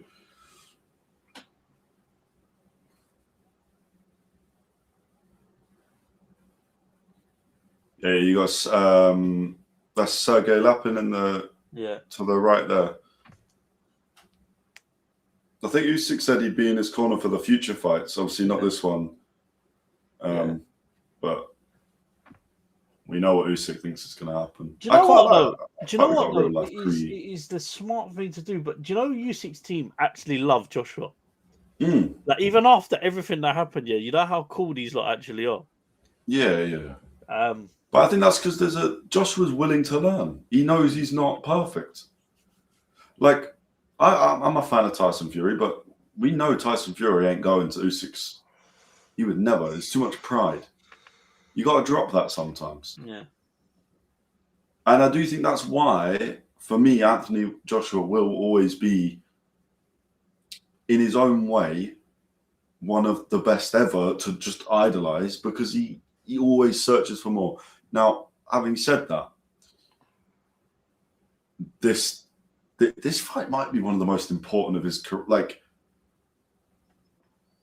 oh my God, I'm nervous, bro. I'm so nervous.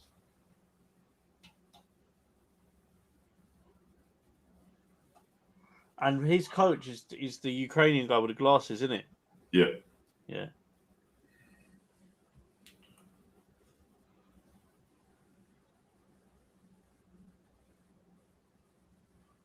Anthony.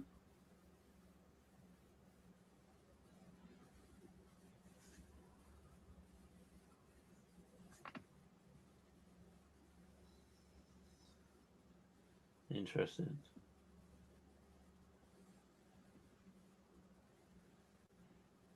Oh, the full name is cool, man. I like that for the intro.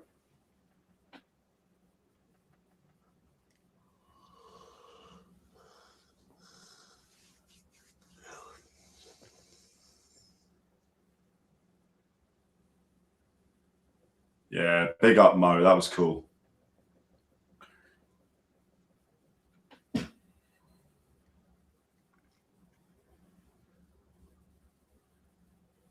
Surprised they didn't get Michael Buffer for this. Didn't want to Costs pay a the lot fee. of money though. It costs a lot of money though. Yeah. Doesn't it? Ain't it $1 million per fight? Per fight. Something like that. Just one Michael fight. Buffer's the money, man. Yeah.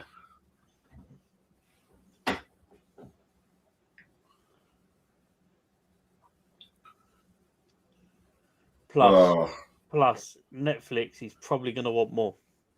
Plus, he might be conflicted because of other TV networks that he might be working with. I don't know. Yeah, I don't know. I don't think he's contracted to anyone. Oh, he might. Maybe he's got a deal with Riyadh season or something. Yeah, this is what I'm trying to maybe, yeah. I know he's a massive AJ fan. Like, he adores Anthony Joshua. So who knows, bro? But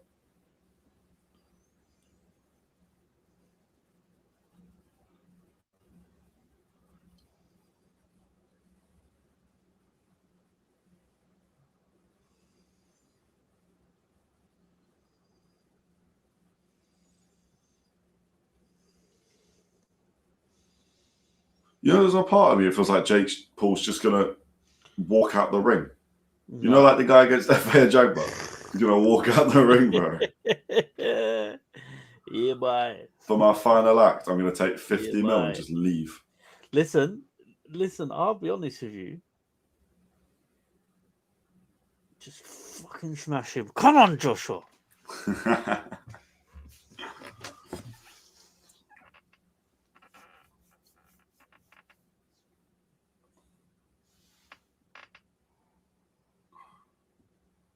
Right, let's see this difference.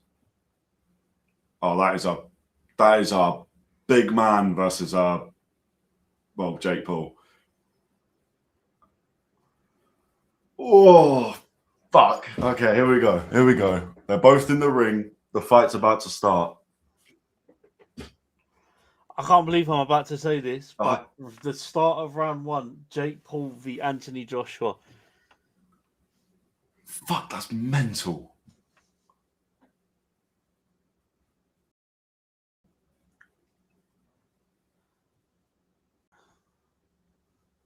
And it begins. Jake already on the outside. AJ taking center ring. Anthony Joshua in the camouflage. Jake in the red and yellow that he's been wearing all week. Jake with the typical 2-color gloves. Already he's running. Yeah, he's running around the edge.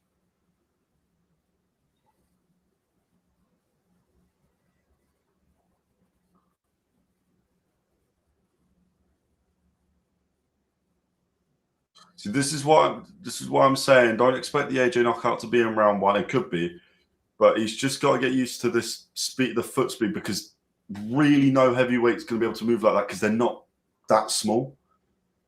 Even Usyk at his smallest wasn't as small as Jake Paul is right now. There you go. AJ lands a jab to the body. AJ swings with the right. Didn't land clean, but that was quick. That 22-foot ring looking very helpful for Jake Paul right now, but AJ's cutting the ring off.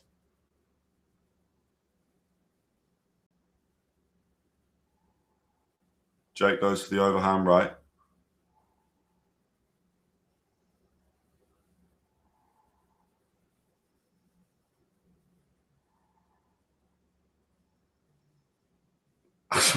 Anthony Joshua, so much stronger. He almost tries to clinch him like a normal heavyweight, and Jake folds under the weight. I mean, that's...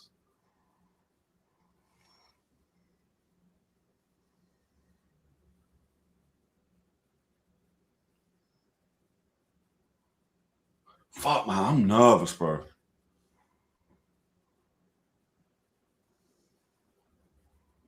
AJ just putting his weight on him. Just a bit of wear and tear.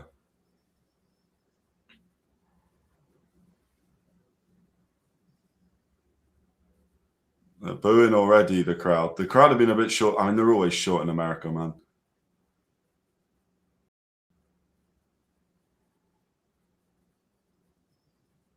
Let's see, AJ's reading it.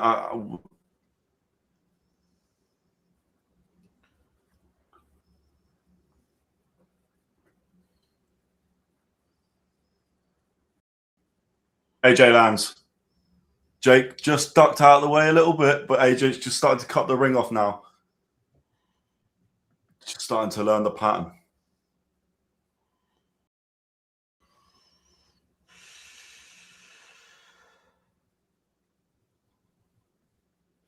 The jabs just moved Jake all the way back to the edge of the ring. And that's going to be round one, I think. Pretty uneventful. You probably give that to Jake, really. Fuck off. Shut up. No, bro, he threw more punches. Oh my God, he just ran for a round, Connor. But bro, he landed. He was the only one that landed. He's not engaging. No, bro, don't be biased. Don't be biased. You got to be level. No, you are. It's cool, but you got to be level, bro. Jake landed. AJ didn't. Fuck that, man. Have I got to watch that's Jake's round. That is Jake's round. It doesn't matter. That is Jake's round. All that matters is AJ is just learning the pattern. Like, it's a smaller guy. He's going to move around. It's a bigger ring. It's standard.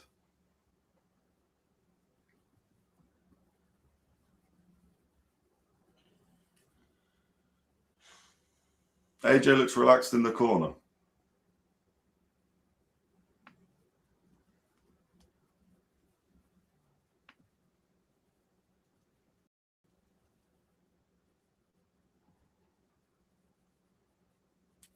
Here we go. It's going to be different to the Ngannou. Ngannou was a bit of a lump. He's a proper heavyweight. He's not going to move as quick. Bit of a sitting duck. Jake's going to take a little bit of finesse to catch. Like we said, he can run all rounds.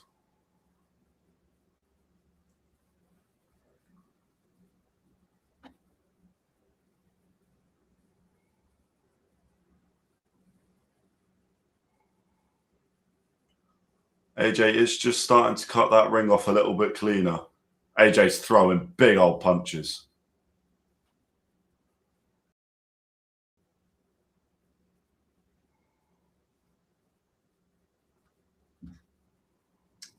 This is already more dominant from AJ. Whereas in that first round, we saw Jake actually able to get a bit of space. That ring is now being cut off much faster. Do you think AJ needs to set up a bit more?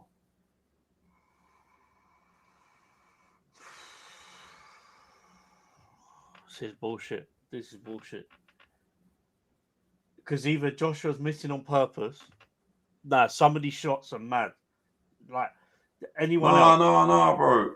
Let's not do this. It's not scripted. It's not scripted. We're not doing that. I'm getting the feeling of it now, Connor. I'll be honest. No, bro. Don't do that. Don't do that. We're not. It's not that. Even if Jake wins, it is not scripted. I'm telling you. Yes, bro. It's not. Jake can't win this, bro. He can't. The guy's running. Oh, of course he's running. He's got himself a 22-foot ring. He's smaller than AJ. He's not actually thick as shit. Of course he's running.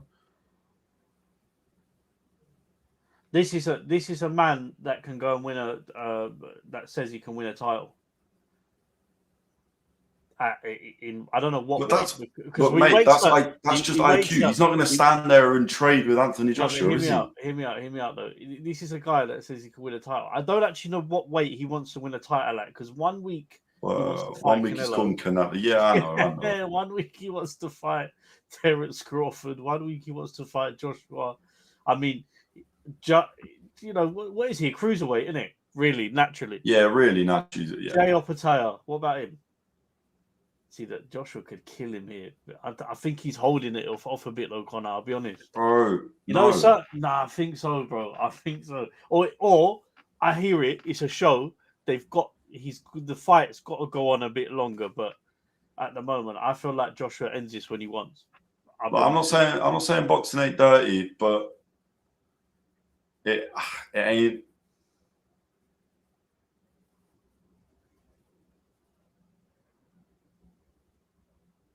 Well, that's AJ's round clearly. So for me, it's 1-1. We will. I'm going to keep track of these rounds actually, because you know what? Who knows? 1 sec, Connor. Keep me there. All right.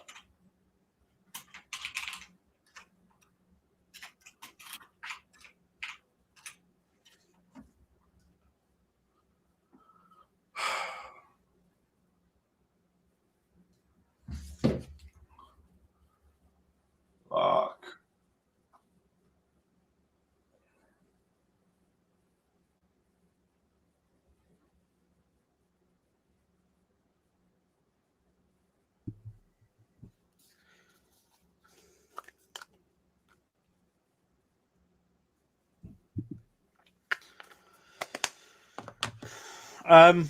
It's very difficult to hit someone that's not trying to fight. He's not engaging. That's my point. I'm not saying it's Joshua's fault, but Jake Paul is definitely not trying to fight. Yeah. But this is what I was saying about. I know Joshua should knock him out, and it's embarrassing to not knock him out. Oh my god! See, as long as Joshua wins, the ref's on stupidness. The ref's on stupidness because he's just basically let Jake Paul fucking. I don't know if he's trying to tire Joshua out by like hugging him and pulling him down. He's done it a couple of times, Connor.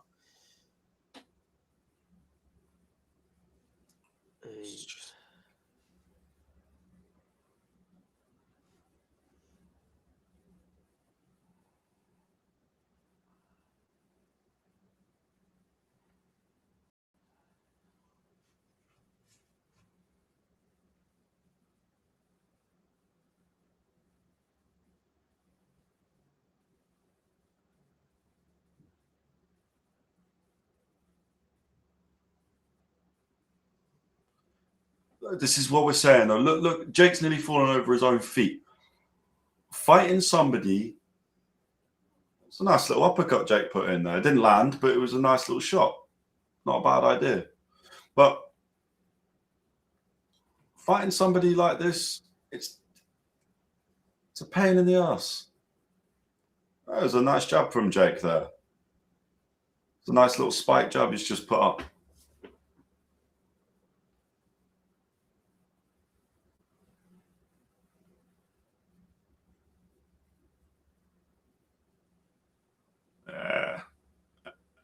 See, Jake needs to avoid getting in a clinch with AJ because every time that's just going to slow him down.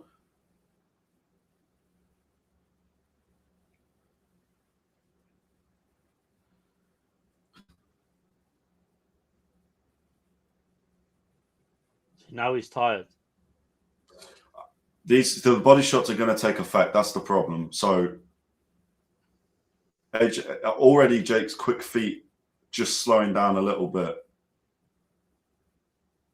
Jake's clinch. Look, I'm not trying to give too much credit where it's due, but currently, look, Joshua's winning another round here. This is now going to be Joshua's second round to 1 for Jake.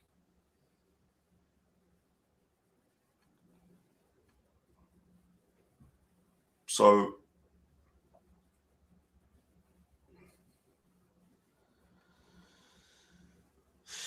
this is mad interesting though, because to an extent, I'll tell you why. Is it hard even for Joshua to get low against somebody like Jake Paul and try and knock him out? No, I don't think it's that. I think it's where the 22-foot ring is totally legit. Or is totally legit. Yeah, or is it just Jake Paul's getting tired now? It's very obvious. But I think we're talking a 22-foot ring, which is fair. I'm not calling anyone cheating for that, but it's a 22-foot ring with a guy that is significantly smaller than what AJ should be fighting. And again, that's not an advantage for Jake, but it does mean he's able to get around that ring, round the sides a little bit quicker. So AJ's normal ability to cut down a ring just has to get that little bit smarter. He's absolutely mad. But the point is, they're going to show his jab here. They're going to, Look at Jake Paul. Look at Joshua. I swear to God, Joshua looks like he's sparring. Jake Paul is below him, like below. Yeah. Him. But then, this isn't going to be a tough fight. This is the thing. Jake telegraphs it. The only shot that Jake's got is an overhand right, and he telegraphs it. If AJ gets hit by that, then AJ should just call it a day, because that's not a shot you should allow. No heavyweight champion ever should get hit by that shot. Have you been on TikTok? Yeah, I've seen it, bro. It's great. Crazy, isn't it? I'm trying to keep up with these comments. Bro, do it later. Because if there's a knockout now, we need that clip. He's done. He's done, surely, man. Nah, he's still moving around. Nah, man, I'm not trying to hear it, bro. Like, Problem is, your full. Oh, he's landed the right hand. He's landed a nice jab. Look, we got to be fair. We got to say what we see. And right now, I'm seeing Jake fighting. Don't get me wrong. He's fighting dirty. This is bullshit. It's almost pathetic, but he's just landed 2 nice shots. It's only taken him. Ref should have actually called timeout. This is now a whist. All right, fine. So what? Well, ref should have called timeout there because he's just grabbed AJ's ankles. That's a bit more of a talking to than just get up, hold your gloves. I think he's annoyed Joshua a bit. I reckon Joshua's gonna start putting some shots together. The what's the ref? Right, he's got to catch him to do that though. The part of this though is like the ref's letting some of this run. Like you said, when he called timeout there, it should have stopped. But again, I kind of have to remember, with the greatest of respects, he's fighting a heavyweight who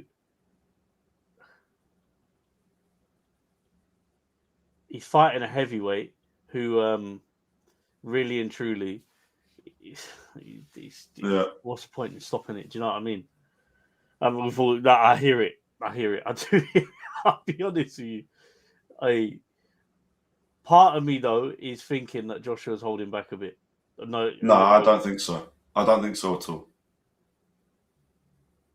Like, you know how we said before the fight, like he might play with him a bit. I feel like I'm not saying he's doing it for any scripted reason. I'm saying it because I feel like he's playing with him.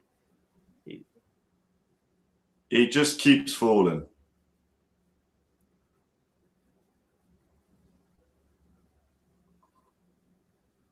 Look. To see now, David Hayes shouldn't be on commentary either. I'm sorry, but when you've got guys that were not rivals, but it shouldn't.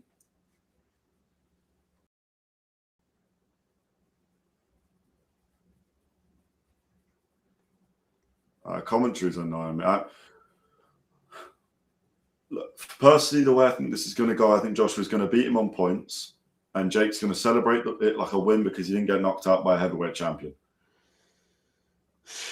But I don't think he's looked good in this fight. Like, obviously, look, he's fighting fucking Joshua. Like, do you know what I'm saying? But to an extent, like, hats off him to getting in there. But like, I can't watch this. Nothing's landed on Jake's nuts there, by the way. And that's sensible from him because he knows he's get points deduction for going down again. 30 seconds left in round 4.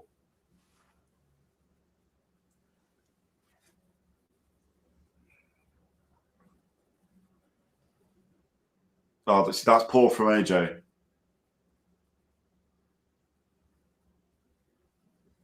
But Jake's fallen over again. And by the way, you could count that as a knockdown. Come on, man. You can count that one as a knockdown. Come on. Is AJ going to get told off for this? I'm surprised he had no points deducted, but I say that hesitantly. I'm surprised the ref hasn't deducted points. To be honest with you. Oh, I like the Netflix commentators now. That's good.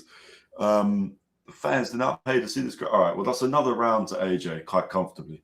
Look, I'm telling you, if this is how Jake's going to fight, he won't. AJ's not going to knock him out because it's just not going to present itself because this guy can just move around the ring for the next 4 rounds. This is what I meant, Paolo. This is what I'm saying. AJ not winning by knockout isn't... See, in hindsight, what do you think if he would have fought Gervonta Davis, that would have looked like in this?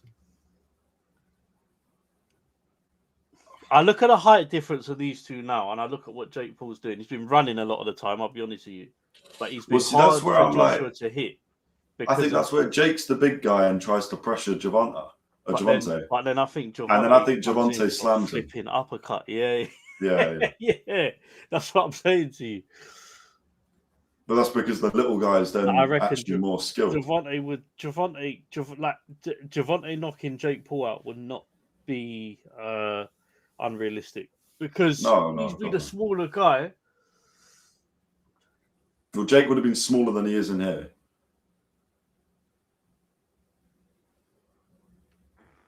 That's a nice jab from AJ.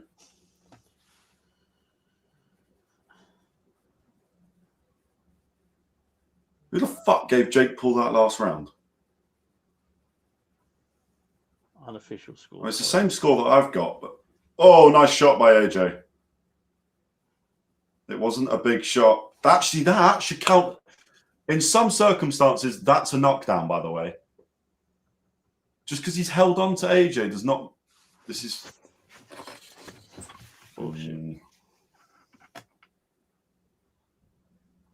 See, this is where I'm just like...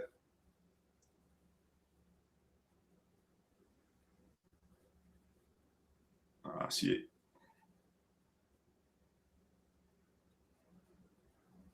Fifth round, a lot more active for AJ. Jake Paul's still throwing, fair play, and he's still running as well, but...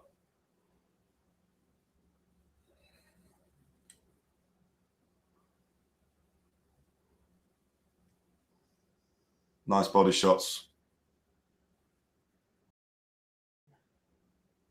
He's gone. He's gone. He's gone. He's gone. This is now, the ref needs to just stop it. Just stop it, because this is... We know what we're watching here, Paolo. And we're watching someone get bullied. Because Jake can't run anymore. He's going to fucking hurt him now.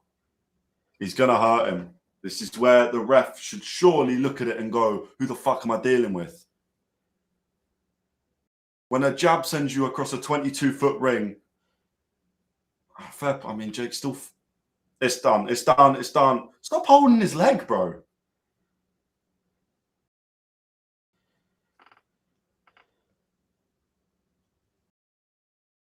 Fair play for getting up. Fair play for getting up, Jake, but... It's a stupid thing, though, to get up because it's just going to get worse, man. Yeah, clap. Look, see what I'm saying to you? I've watched him hug... His feet are under him, but he's slow, I've watched him hug AJ's legs for rounds. Yeah.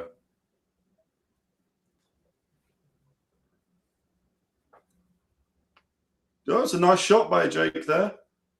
But Joshua doesn't have a chin, apparently. Yeah, a cruiserweight like Jake Paul is not hurting Anthony Joshua. Let's get that out of the... 10 seconds left in the round. Is Jake going to make it through?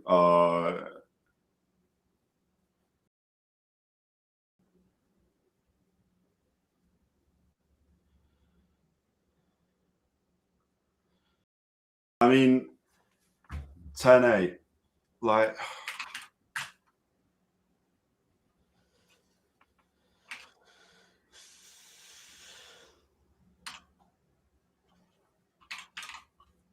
Look, this is where we have to be sensible.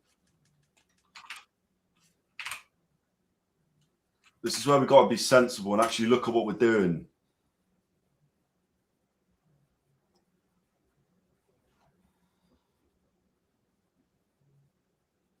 Right.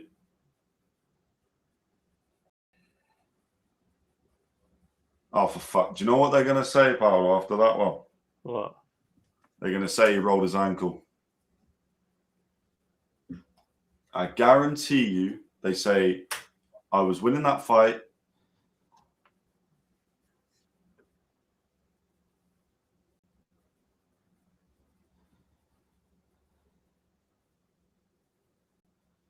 That ring's getting cut off now. That's the 22-foot ring that's getting cut. Much easier.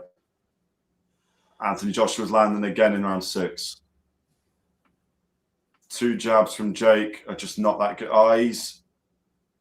There's nothing under those feet. Surely, end the fucking fight. Just end the fight. Just end the fight. I'm glad this has happened. I'll be so honest with you. I'm so glad this has happened. Thank God. But I feel like, Connor, hear me out. I feel like AJ's let this fight finish when he wanted it to finish. You know what? I'll give Jake a bit of credit here. I don't agree. I think AJ would have ended this. I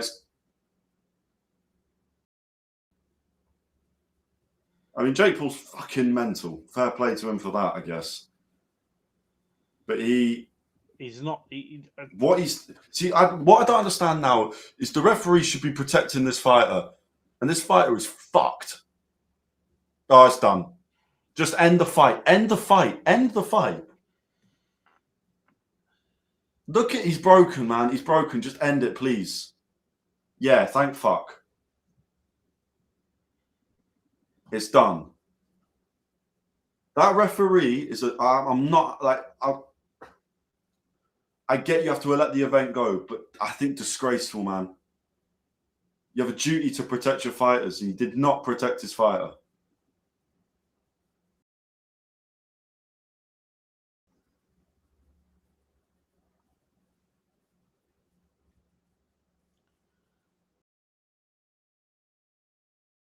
Oh, shut the fuck up, David. Hey, he wasn't competitive.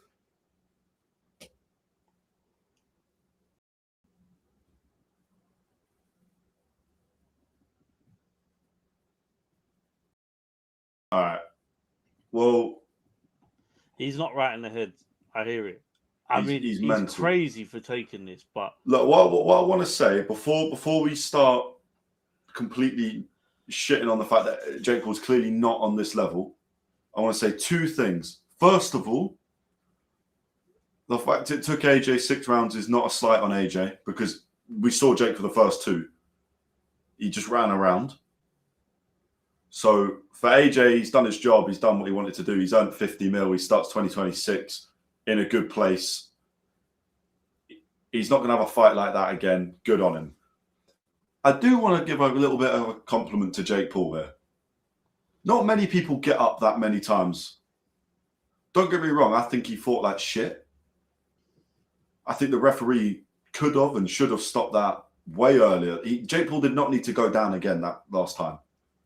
That was unnecessary damage. He doesn't know where he is, mate.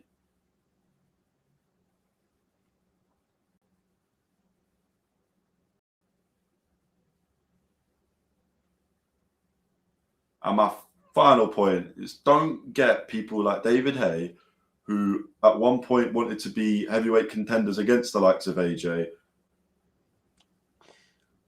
on commentary.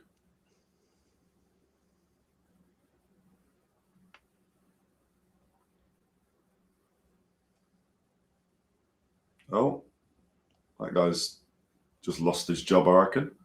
Who? The guy that was pretending to, I'm hoping it was his missus, otherwise he's just grabbed a random girl and started humping her in the crowd. In which case he's going to lose a lot more than his, anyway. Yeah. But this is what I'm saying. Look at the highlights we're watching now. In what world should a referee let this go on?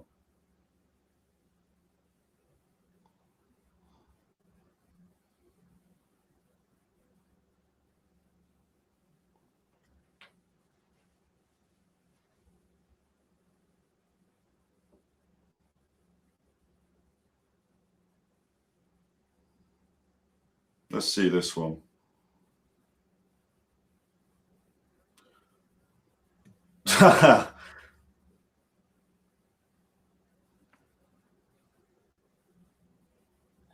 But yeah, like I say, I want He to is say a nutter respect. though, because Yeah, I want to say respect he's to a him nutter. though. I do want to say respect to him because I hear it. I hear it. he's got in there against the former 2-time heavyweight champion, and he has tried. I'll be And honest with you. do you know what? He landed doesn't a look nice tired shot. one bit though. He doesn't look tired one bit. Joshua. No. Look, AJ's not. AJ's done 6 weeks with a new team, come in and use this as a nice bit of competitive sparring. That's what this was for him. I don't want to demean what Jake Paul's done, because I think for Jake Paul, that's an achievement. Jake Paul's just poked his jaw there. I reckon it snapped.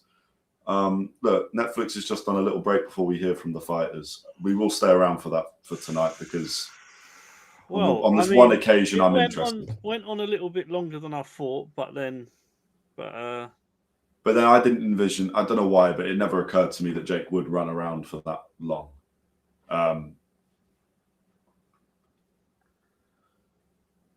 Like I say, I've gained a lot of respect for Jake Paul tonight. Listen, you have to respect. Look, I think people are going to be shocked.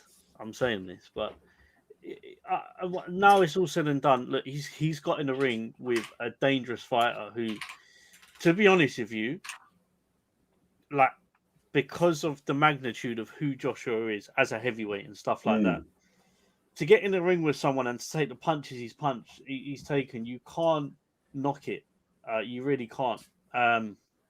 Having said that, at the end of the day, the fight went how I thought it was going to win. I thought AJ won every round, personally, but then it's hard because the first round there wasn't massive amounts of punches to go off. Like you said, Jake Paul did hit him a few times more, but then first round was kind of running around the ring. What's going on? Yeah. There's just a bit of beef going on in the ring. I don't know. Yeah, I agree. I think, like, all respect to Jake. He landed a really nice sort of spike jab up in the second round. When he was hurt, he landed a really nice right hand. But it's just not enough. And unfortunately, the way he actually fought, you don't win fights like that. But I will say, for Jake Paul, he's intelligent. Look, the skills aren't there yet. The skills aren't there. But I think actually, boxing brain, Jake Paul's a lot better than we give credit for. And too many people in the ring, though, I'll be honest. Yeah, way too many. It annoys me. I do love that about the UFC. They only let certain people in because this is a fucking joke. That's why they're getting annoyed. Yeah. Let me just hear what he's got to say. One sec. Yeah.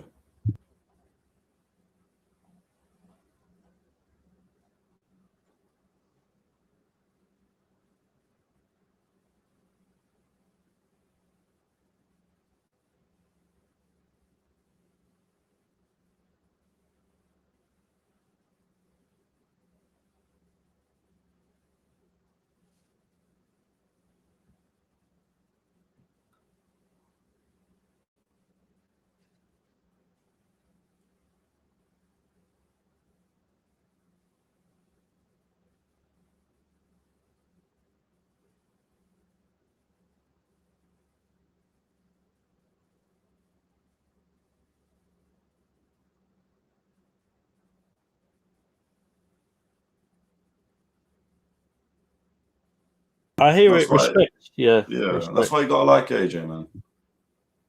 Very honest.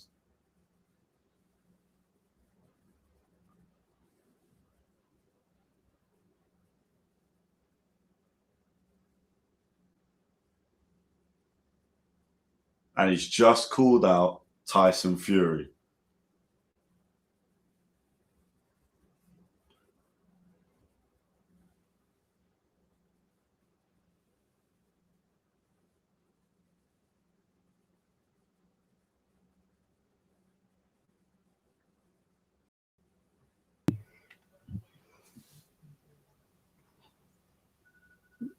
Yeah, interesting.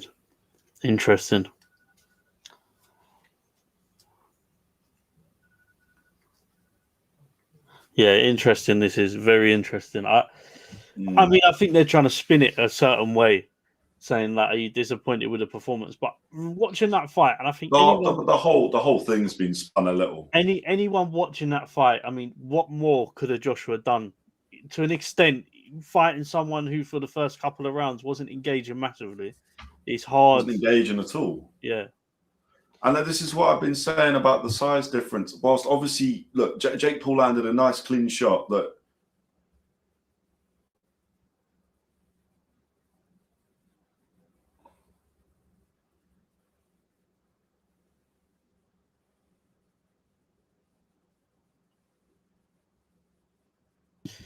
Yeah. But this is what we said. Look, that fight's gone how we thought. The only difference was that I didn't think Jake would run, and that's just because that never occurred to me. Now I think about it, I'm like, that makes sense. It really? It never occurred to me that he would run. Do you know what, though? In hindsight, think about it. When they announced... Hindsight, it's obvious. That's the only way he was ever going to win the fight. Yeah, but 22-foot ring would have worked. Yeah. 20-foot ring. With a 6'1", with a 6'1" guy, yeah. Yeah, 20-foot ring, he would not have been able to have done that. Or it would have been a lot more harder. AJ would have cut the ring off a lot quicker, is what I'm trying to say. But yeah.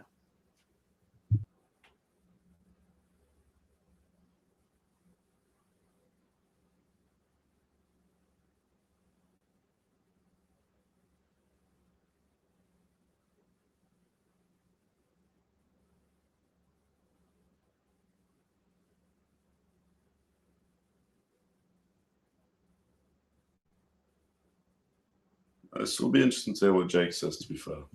Yeah.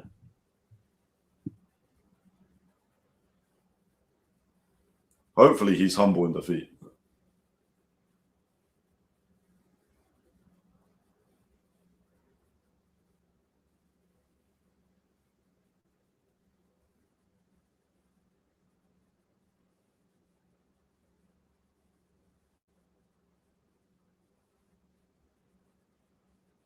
Yeah, cool. He's humble. All right.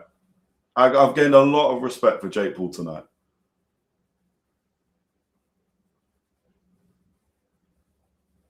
Yeah, look, I don't think he can be disappointed. There was no pressure on Jake Paul in this fight. No, God, no. Well, the fact is, he's just been blasted the fuck out. And everyone's saying, well, you basically won the fight because he blasted the fuck out 2 rounds later than we wanted him to. So,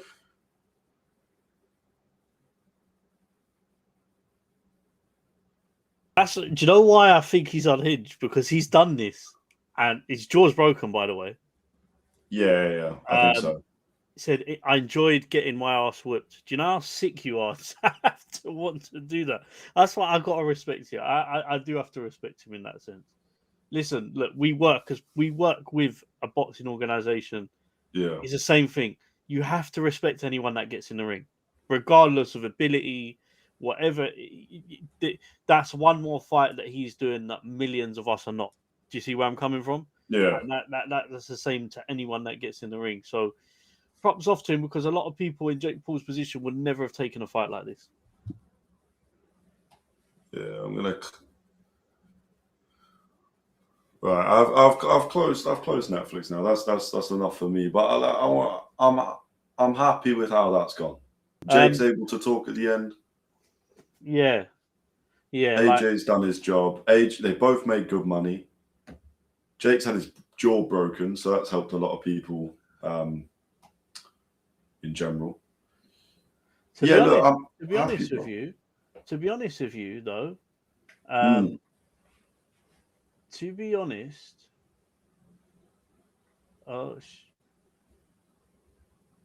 she got Ed. That's hilarious.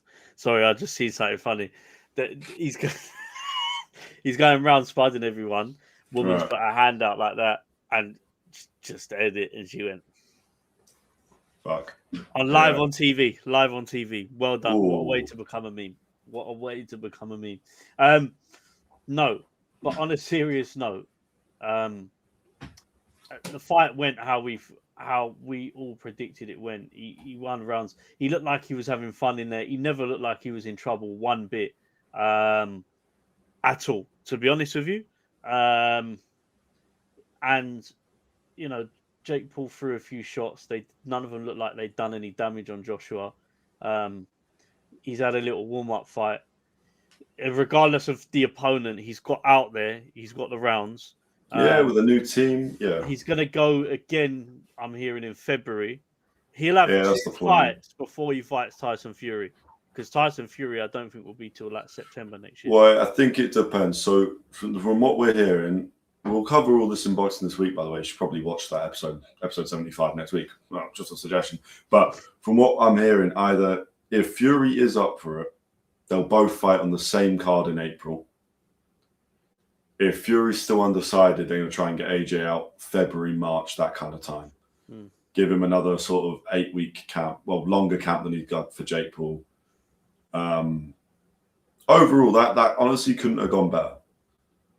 Jake's been humbled. I don't think he actually needed humbling, to be fair. I think he's obviously got an ego, but you need it, and he wouldn't be where he is without it. I've gained a lot of respect for him. Do you know what? Fuck it. I'm even going to say I'm a bit of a fan now. I'm not quite there, but I respect it. Well, assuming he doesn't go and fight a 60-year-old bloke in his next fight. Yeah. This is Rose's stop. I'll tell you why. Massively. Because he will get big fights from this. And I'll tell you why. It's very smart, but he's definitely the biggest. Look, can we call Joshua can we call Jake Paul a boxer? No, I don't think so. Because I look at who he's fought, and yes, he's got in the ring with Joshua, but it didn't look massively competitive from both sides, in my opinion. But again, you're fighting an Olympian, 2-time heavyweight champion. So I don't know what I expected. Does that make sense, Connor? But ultimately as well, I mean, if we look at some of the fights, and I can't believe I'm about to say this, Connor, but before we go, because we might as well talk about it quickly. If we look at the fights that Jake Paul could potentially have, there's always talk of that feud and rivalry between him and KSI. I think at this stage... Oh, I think he's gone way past that. He beats KSI, but it's still a massive fight.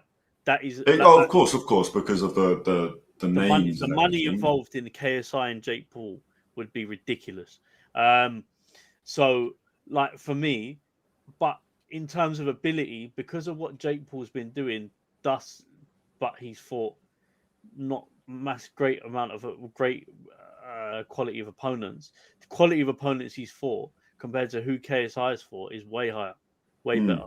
KSI hasn't had the experience that Jake Paul's had. Yes, he's been in there with MMA fighters and all this sort of thing, but he's been in there with combat sports athletes. He's had 14 professional boxing fights.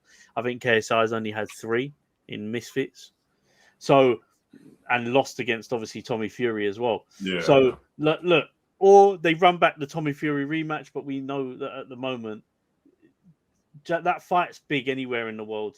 The problem is Jake. I do believe for visa reasons, Tommy Fury can't travel to the US, and because of his ties to, because of the family ties to the Kilhan family, which is just a case that's still ongoing. Which is why the America won't let them into the country, or let certain people into the country. I know Fury struggled to get his visa, even for Deontay Wilder 3. Look, we know what's next for Joshua. He'll be on a Riyadh card next year in Saudi. He had to go and knock Makhmedov, man. That's what I want to see. AJ Makhmedov. That's a good fight. But do you know what's going to be dangerous for Fury? Where Fury's not really getting out there and fighting, Joshua's going to build up a bit of momentum. This builds momentum for him. He's just done a stadium for 50. I thought that was Lamine Yamal, but it weren't. Someone that looks like Lamine Yamal. No, he's just done a stadium, 100%. 50 million. You walked out that fight 50 million. Yes, Jake Paul's got a broken jaw, but he's made a little bit of history. So, you know, for himself, his history. You've stepped in there with one of the greatest heavyweights of this generation. And let's not take that away from Joshua. He revived British boxing. He revived British boxing. And he doesn't get the respect he deserves. His mental. Me and you know how good he is. We're boxing fans, but the amount of conversations on WhatsApp WhatsApp conversations I've had where people say that, he's not this, he's not that, and it's like you've got to put respect on his name.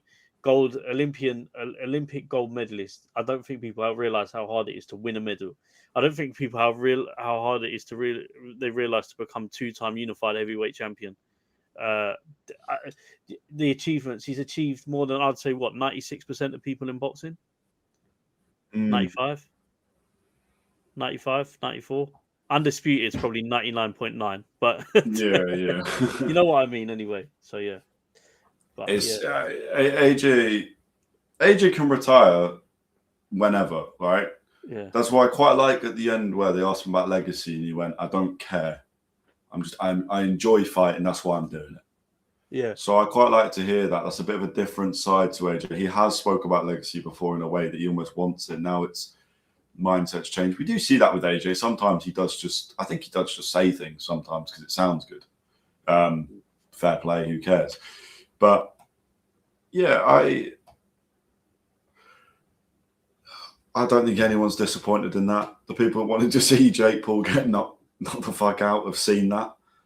I don't think there's many highlights for Jake, but he can say he landed a good shot on a heavyweight champion, and he can say he got up 3 times.